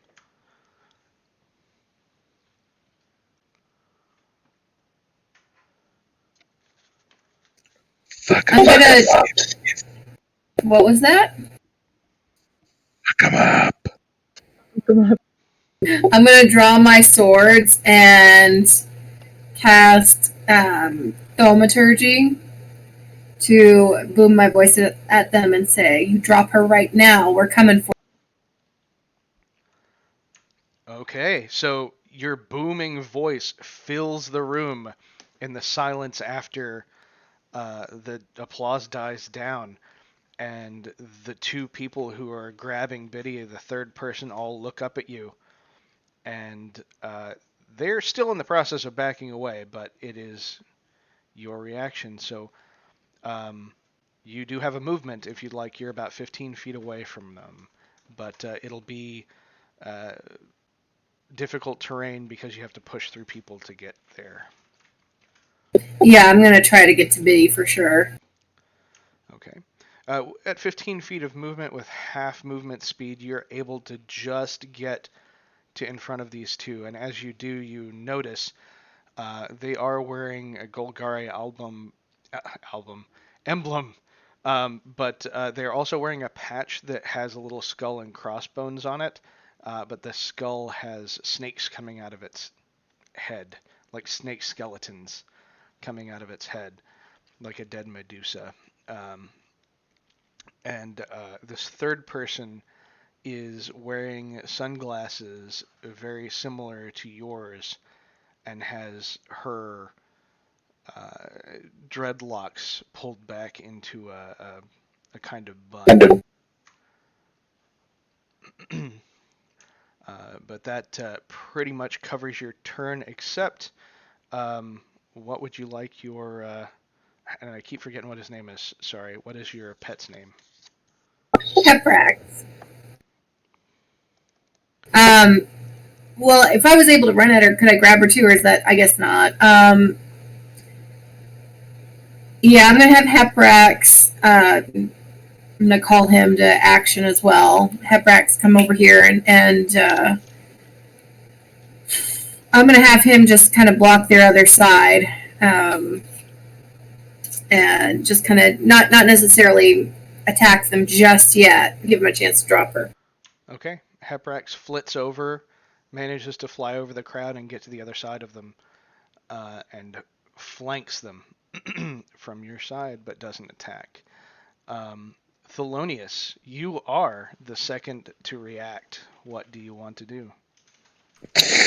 That is an excellent question. Gosh, okay. Is there anyone that isn't in direct? I'm assuming that I have a pretty good range on them. How far am I from them? You are on the other side of the table, so you're about 10 feet from her. Okay, good, cool. So one of them has Biddy. One just has Moss in his hand. A lady hasn't moved. Is that right? The only three? Right. She converged on Biddy, but she didn't do any of the grabbing. Okay. the person that has moss in their hand that didn't get to grab. Actually, you said the lady that converged on Biddy but didn't do any grabbing. Yeah. Okay, cool. Yeah, I'm gonna say, normally I would consider this a gentleman's agreement and not attack on a lady. However, you do seem odd to me, and I throw acid splash at her. All right. Her and you can do her and one other because she's standing next to the other guys too. The side note, oh yeah, that's true. I just wanted to remind everyone that you all probably would know her name. If I'm not mistaken, this is probably Vraska. Is that correct? Looking up at her, you can tell this is somebody that you've met who's really close to Braska. She's also a Medusa, Okay. but this is not her. You Not do Braska. recognize her, though, as one of Braska's lieutenants. Okay. Never mind. I was going to say you know her name, but you don't. I need both of them to make dex saving throws. Okay. And the first one fails. And the second one rolls an @1, so also fails. That's nasty. That is 4 points of acid damage. Oof. So 4 points to each of them. They get acid on themselves. The one is still holding on to Biddy, but the other guy drops the moss like a hot potato and is like, "Ah, God damn it, fuck." Do you want to take a movement action?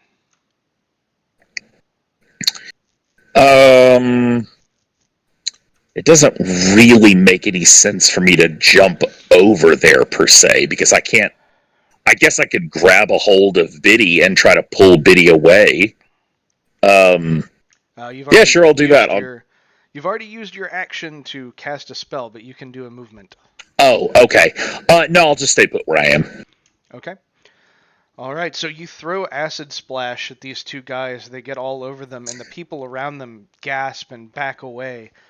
And you see out of the corner of your eyes that as you do this, Nassius Ven has gotten up from his table, and he's kind of signaled, and two guys that were sitting right next to him start to flank out and around.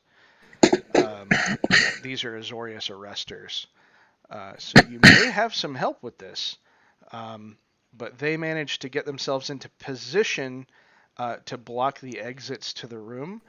And that kind of ends their turn because they have to use their full movement plus their action to get through the crowd. Corvale, that makes it your turn. All right. How close am I to one of the one that was holding Biddy?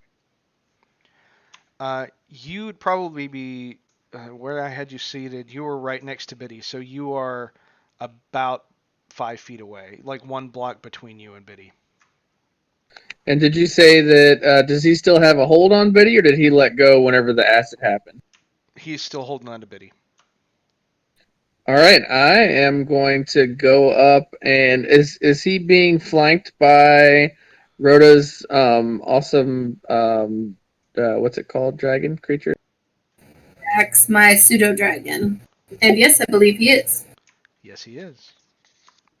I'm gonna run up and mess him up then. So I just roll to attack. Yep.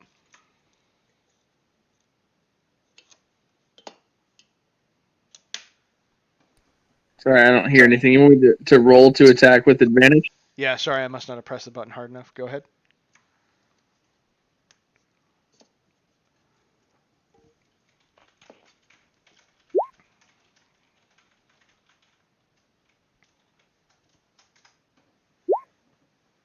All right, I had a 16 for my first attack.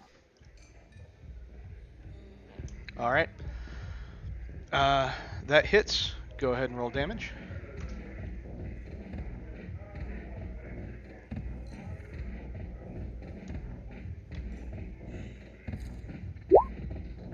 All right, that does 7 damage.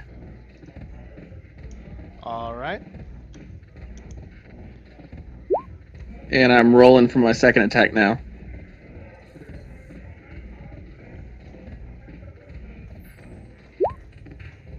21 to attack for my second one. That also hits. Go ahead and roll damage. And I'm going to use a Divine Smite on this one also. Ooh, nice.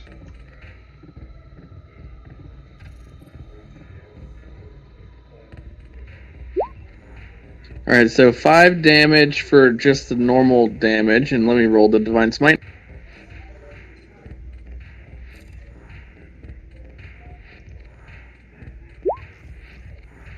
And 6 damage for the Divine Smite. Alright, another 6 damage. He's looking pretty rough, but he's still got a hold on her. Did you want to take a step forward, or are you going to stay where you are? I want to be within range of him, so if he tries to move within 5 feet away from me, then I get to attack him. Okay. Alright, so you step forward. Merely, you were alerted by Biddy's screams and the thaumaturgy Rota used, and you know, even though you have not seen, some shit is going down at your table. What would you like to do?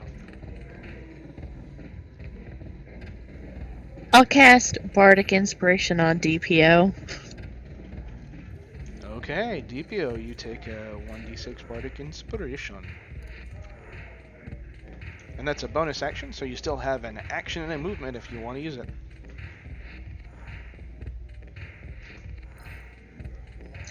Oh.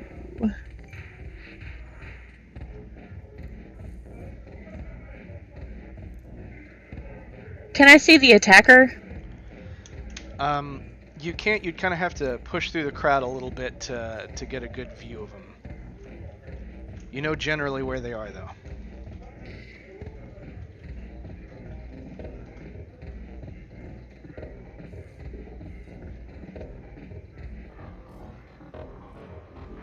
Okay, so I'm gonna try and make my way towards the attacker.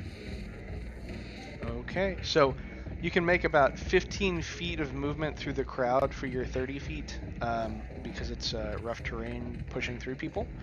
But by the time you get your 15 feet in, you are able to see the guy with moss in his hand and the top of the girl's head with that seems to be standing behind him. And you do have an action if you wish to use it. I'm sorry, you broke up that last point. What'd you say? Oh, and you do have an action left if you wish to use it. Although you've already cast a spell, so you can't. You have an action left if you wish to use it. I'd like to use my crossbow. Okay. Go ahead and roll to hit. This person's going to be in 3/4 cover, so it'll increase their AC a little bit, but you don't have to shoot with disadvantage. I'm rolling.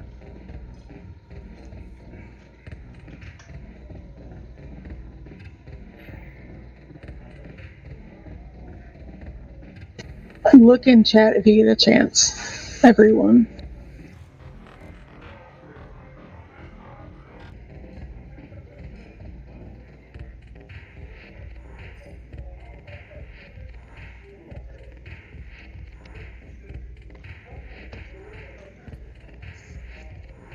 Uh, 21. Damn, 21 hits. Go ahead and roll damage. And are you attacking the girl or are you attacking the guy?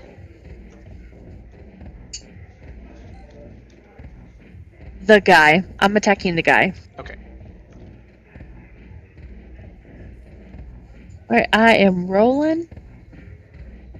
Let's see. I'm getting my dice. Yeah, D8.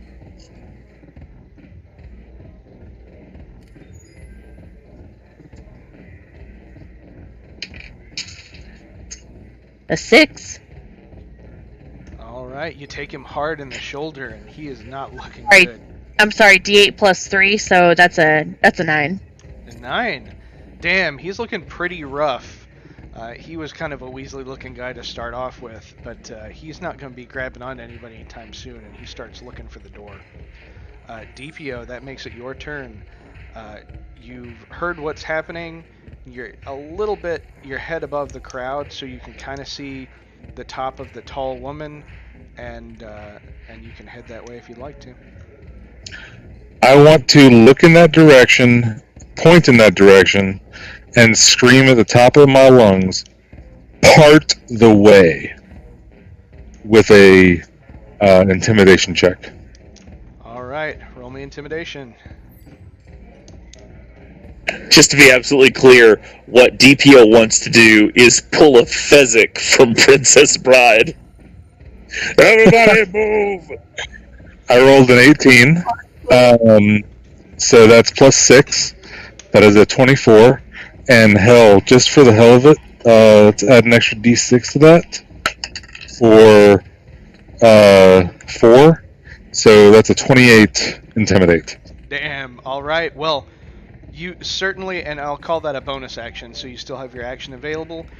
You are able to frighten the fuck out of the people in between you and Biddy, and they get the fuck out of your way. Some of them even take their chairs with them, and you are able to move freely, which is good because you are 35 feet away from her.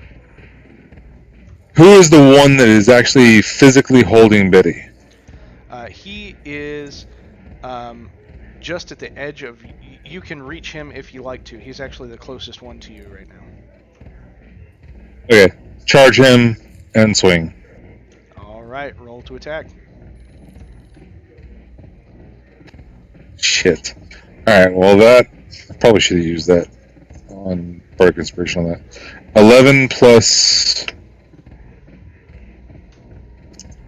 Oh, still 6. Okay, so a 17. Is 17 hit? 17 hits. Go ahead and roll damage.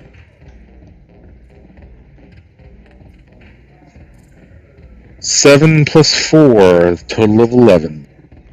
All right. Thanks to previous damage done to him, that's going to be enough to take him completely down. You catch him in the clavicle and knock him to the ground, and the light has fled his eyes before he hits dirt. Biddy, you get dropped to the ground, and it is now the bad guy's turn. Noticing that one of them, or the one guy who's looking really rough, looks at you, sees that you've been dropped, looks at his dead friend on the ground, and begins to try to get the fuck away. I believe that'll leave a couple of you with an attack of opportunity. That'll be Heprax, Rota, and Corvale.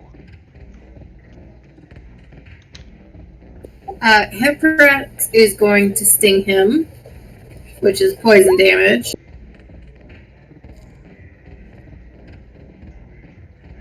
Corvale rolled a 13 unless he has advantage. He does not have advantage, unfortunately, and a 13 just misses. What about Heprax? He got a 14. 14 just hits. Go ahead and roll poison damage.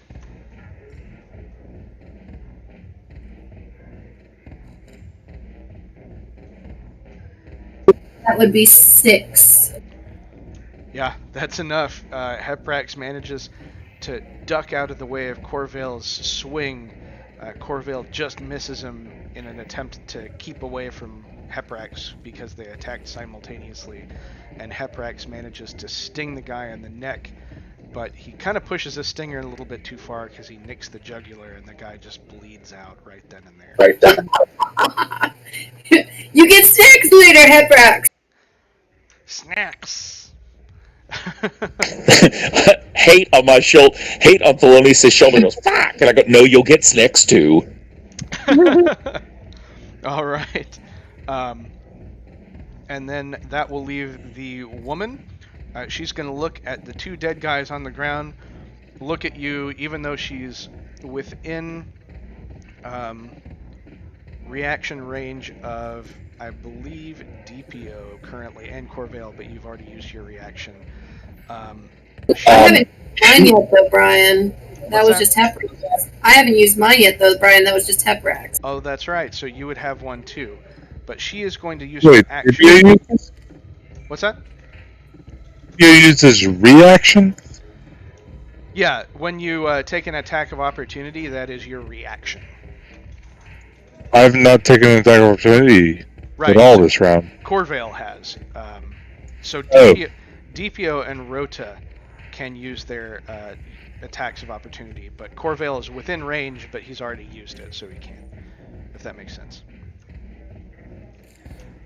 Because you can do that once per round. Alright, so you can both roll attacks of opportunity, but you're going to do it with advantage because she's going to first use her action to throw a smoke bomb down on the ground and cause a cloud of confusion.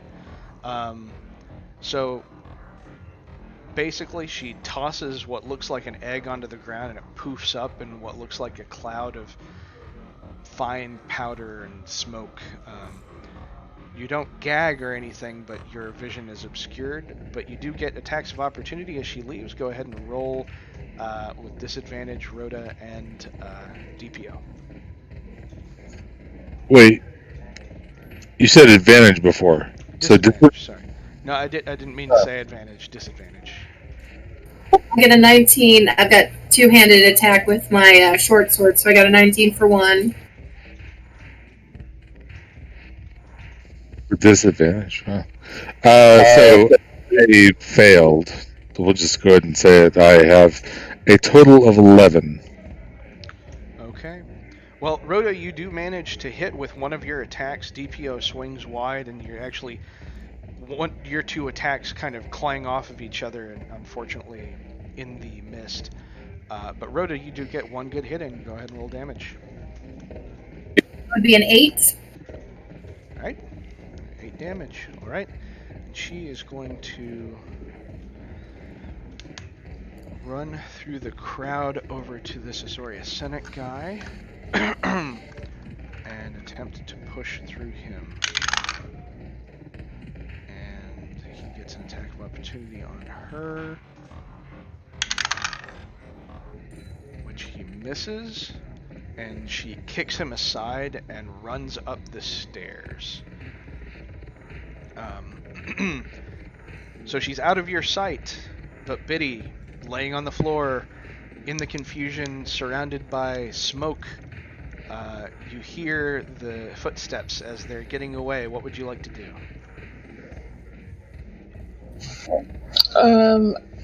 They're getting away.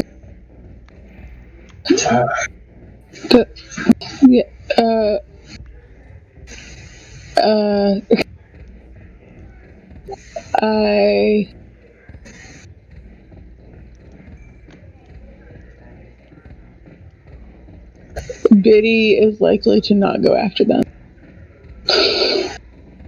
Okay, do you get up off the ground? Yes, I do get off the ground. Alright. So you pop up and you dust yourself off and you look up at the stage where, Cardi, you have had the absolute perfect view of all of this happening. Do I see her run, or does the smoke go above me? Actually, you would have been able to see her. You would still be able to see her on the stairs going up. Out of all the people in the room, you're the only one who can. All right. I'm going to cast then Tasha's Hideous Laughter, which is a Wisdom saving throw of 14. Please tell me what you roll, but actually no, that doesn't work. I don't know if that works. Never mind. One more second. Let me see how cutting word works. I want to give her a negative, but I don't think I can. I think that's on attack rolls only, but you can check just to be sure. Tasha's Hideous Laughter will be amazing if it lands and she fails the save. And I'm going to have Shannon double check me here so that I'm not fudging dice on you, because I'm tempted. Alright, so the DC's 14? Yes. Alright. And it's Wisdom? Yes. It's not an attack roll, ability check, or damage roll, right? Is it an ability check? It's a saving throw. So will save. So this will be wisdom, so that's +1. Okay. 18. Unfortunately, does not hit, and she keeps going. Can I get to her? I don't know how close I am. You are the furthest of everyone away from her currently. You are only about 35 to 40 feet, but you have to get through the crowd, so you'd be taking half movement unless you had a way to get over the crowd. Stage dive. I asked them to pass now. Your movement has been reduced to 5 feet. I don't like losing, and this makes me sad. I don't have anything. I just get to Biddy and use myself as a human shield over Biddy, not really knowing what's going on anymore. Okay. Alright, so you do that, and we will say that Rota, if you'd like to pursue, you can. She's currently about 60 feet away from you. I want to cast Hunter's Mark on her. Okay, you have to be able to see her first, so you'd have to pursue and then cast. I want to pursue and cast them. Okay, so let's see. You can. This is the fastest way to do this. Is Hunter's Mark a bonus action? It is. Okay, so you can move 30 feet through the line that DPO made through the crowd, and then turn and run 30 feet back up, kind of like in a V shape. That would put you about 30 feet away from her, and you'd be able to see her going up these stairs. So you can cast Hunter's Mark. Does that require a roll, or is that just I don't think it does. I don't think so. It's a first level divination.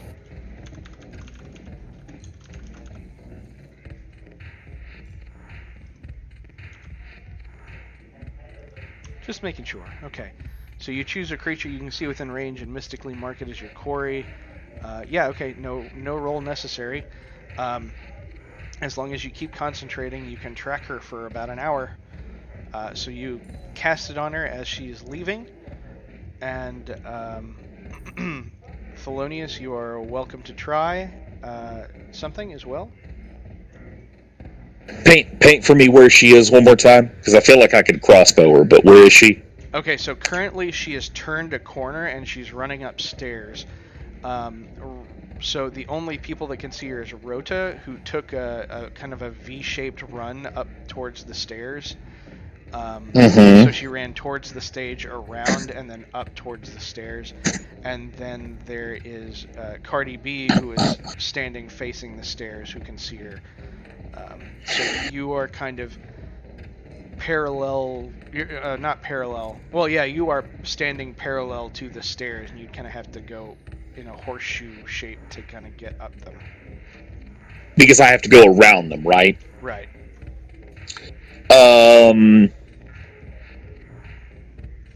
Okay, hold on. Let's see.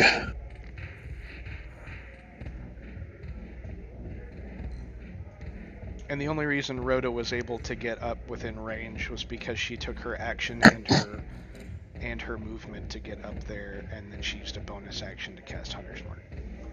So Cardi can see her, Rhoda can see her. Can anyone else see her right now?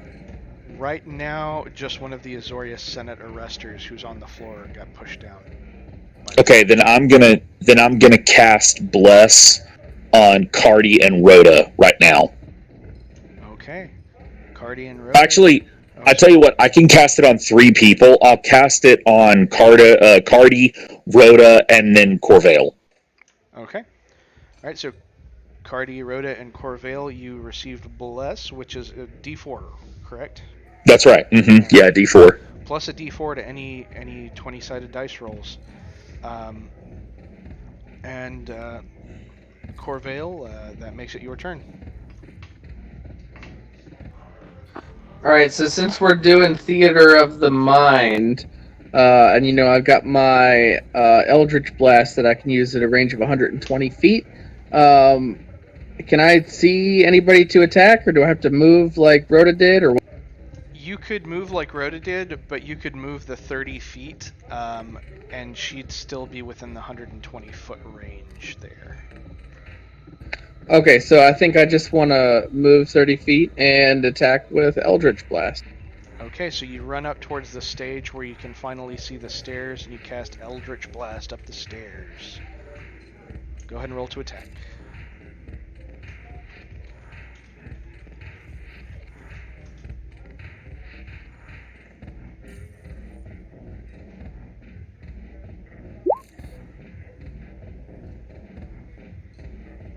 I rolled a natural 1, but it came out to be a 10. Okay, unfortunately that does not hit. The shot goes wide, but luckily it doesn't hit anyone else. It just kind of dissipates against the stone ceiling. Just barely missed a guy on a motorcycle in a cage, and he kind of like skids to a stop, but... Okay, well, at least I didn't kill anyone else. Alright. And that'll end Corvale's turn. Merely, it's now your turn.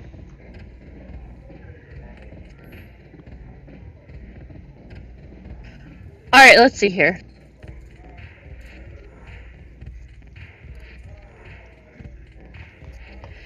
Am I able to take another, like a crossbow shot to an enemy? There's no one currently within your line of sight. 2 dead guys on the floor, and then the other girl ran up the stairs, but there's a wall in between you and the stairs, so... You'd have to run up towards the stage and turn around and face the stairs to be able to get up there. That's currently about 40 feet for you.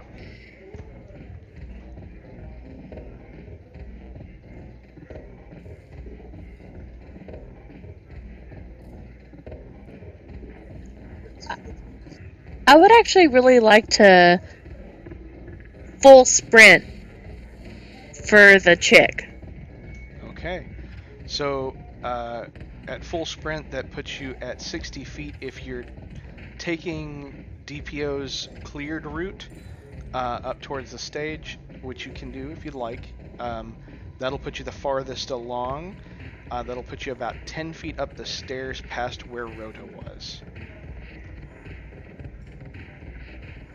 So sounds you can good.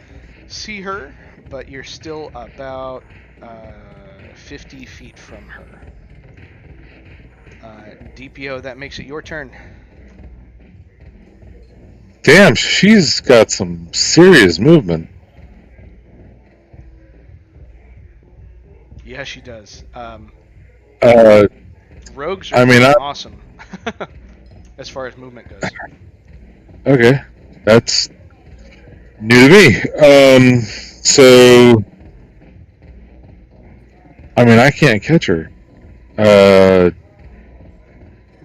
Full sprint, I can't catch her. Yeah, interesting thing about rogues is they can use their bonus action to sprint as well. So they have essentially 3 movements if they want to take their full turn instead of just 2.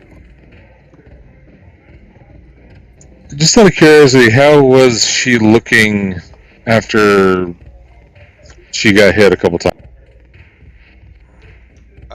DPO didn't see it happen, but just in general, Rota and Merely would be able to see her, and they can both tell that she's not looking bad off. She's not. There's no hindrance to her movement, but they were good square hits.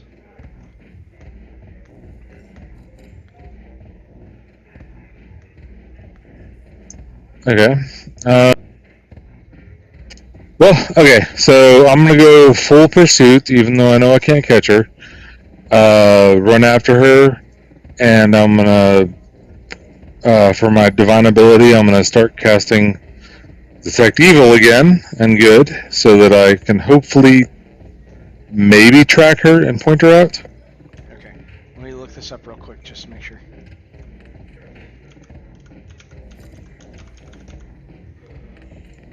Using it as a spell, I'm using it as a divine ability, which is one of my actions. Right. Okay. Divine. That's what it is. Okay, so you know if there's an aberration, celestial, elemental, fey, fiend, or undead within 30 feet of you, as well as where the creature is located. Similarly, you know if there's a place or object within 30 feet of you that's been magically consecrated or desecrated. So you wouldn't be able to detect her unless, well, let's see. Aberration, celestial, elemental, fey, no. So you don't detect her specifically. You do detect that this place, this whole place, is desecrated, and just on looking around a little bit, you notice there's some statues and stuff. This used to be a fucking church. They've got a fucking like circus sex club going on in an old cathedral. So you are detecting desecration everywhere, but not any particular evil creatures. Okay. Well, I mean, I'm still going full sprint after the person who left the crime scene. Okay, you managed to get just a little bit past Mirrorly, so you're about 40 feet from the woman, and that makes it her turn. She is going to continue full sprint into the crowd, and she's going to do that for 2 movements, and then with her bonus action, she's going to hide. Okay, anybody who could have seen her before, go ahead and roll a perception check.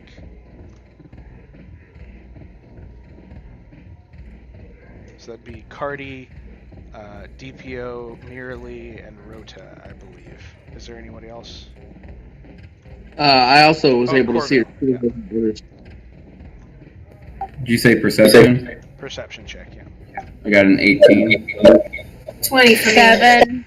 I got a 7. Don't forget that Cardi, Rhoda, and Corvale get +4 on that. Okay. Yeah. Yeah, I can't math that high. plus a D4. So roll a D4 and add to that. Dang, I'm Oh, rolling sorry. good. Yeah. 4 for Sorry. me. My bad. Corvale rolled a nat 20, and then it gets to add 2 to that. So 20. I have a 21 altogether. Nice. Okay. So, she rolled a 25. Corvale, I'll give you, you were able to see the direction that she attempted to disappear in. Rota, you lose track of her sight-wise, but you can feel her through your hunter's mark. She's still moving. She's leaving the club and heading northward. Do you wish to pursue, or do you want to regroup and figure out what you want to do? Can we tell what exactly happened? Like, since I've got such a long range on my attacks, could I still chase her and be able to hit her next time? You might be able to chase after her, but you currently can't see her because of the room is obscuring you. She kind of turned a corner, so you don't have direct sight on her. Ah. But you know which direction she went, and Rhoda can literally feel her, so.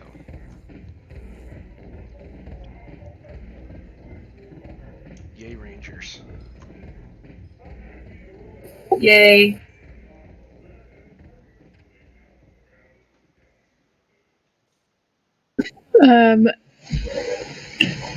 Out of game, but also in game, I think what we need to do, since Rhoda's got the hunter's mark for it's like an hour.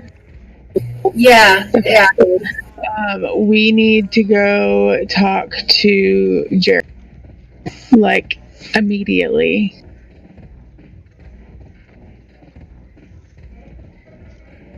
I think it's probably smart to regroup at this point. Yeah, regroup, and we need to go talk to Jared. Or Otto, or one of the... Okay. So as you gather back up together to discuss this, Nassius Ven approaches your table, and he's out of breath, and his men are kind of flanking him on either side, and he says, "Who was that? Why did they attack you?"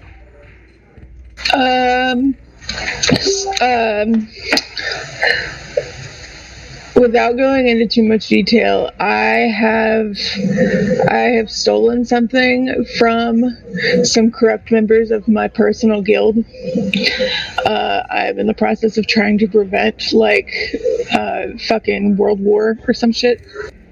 And they're not happy that I stole it. They've hunted me down, they found me, and we're fucked.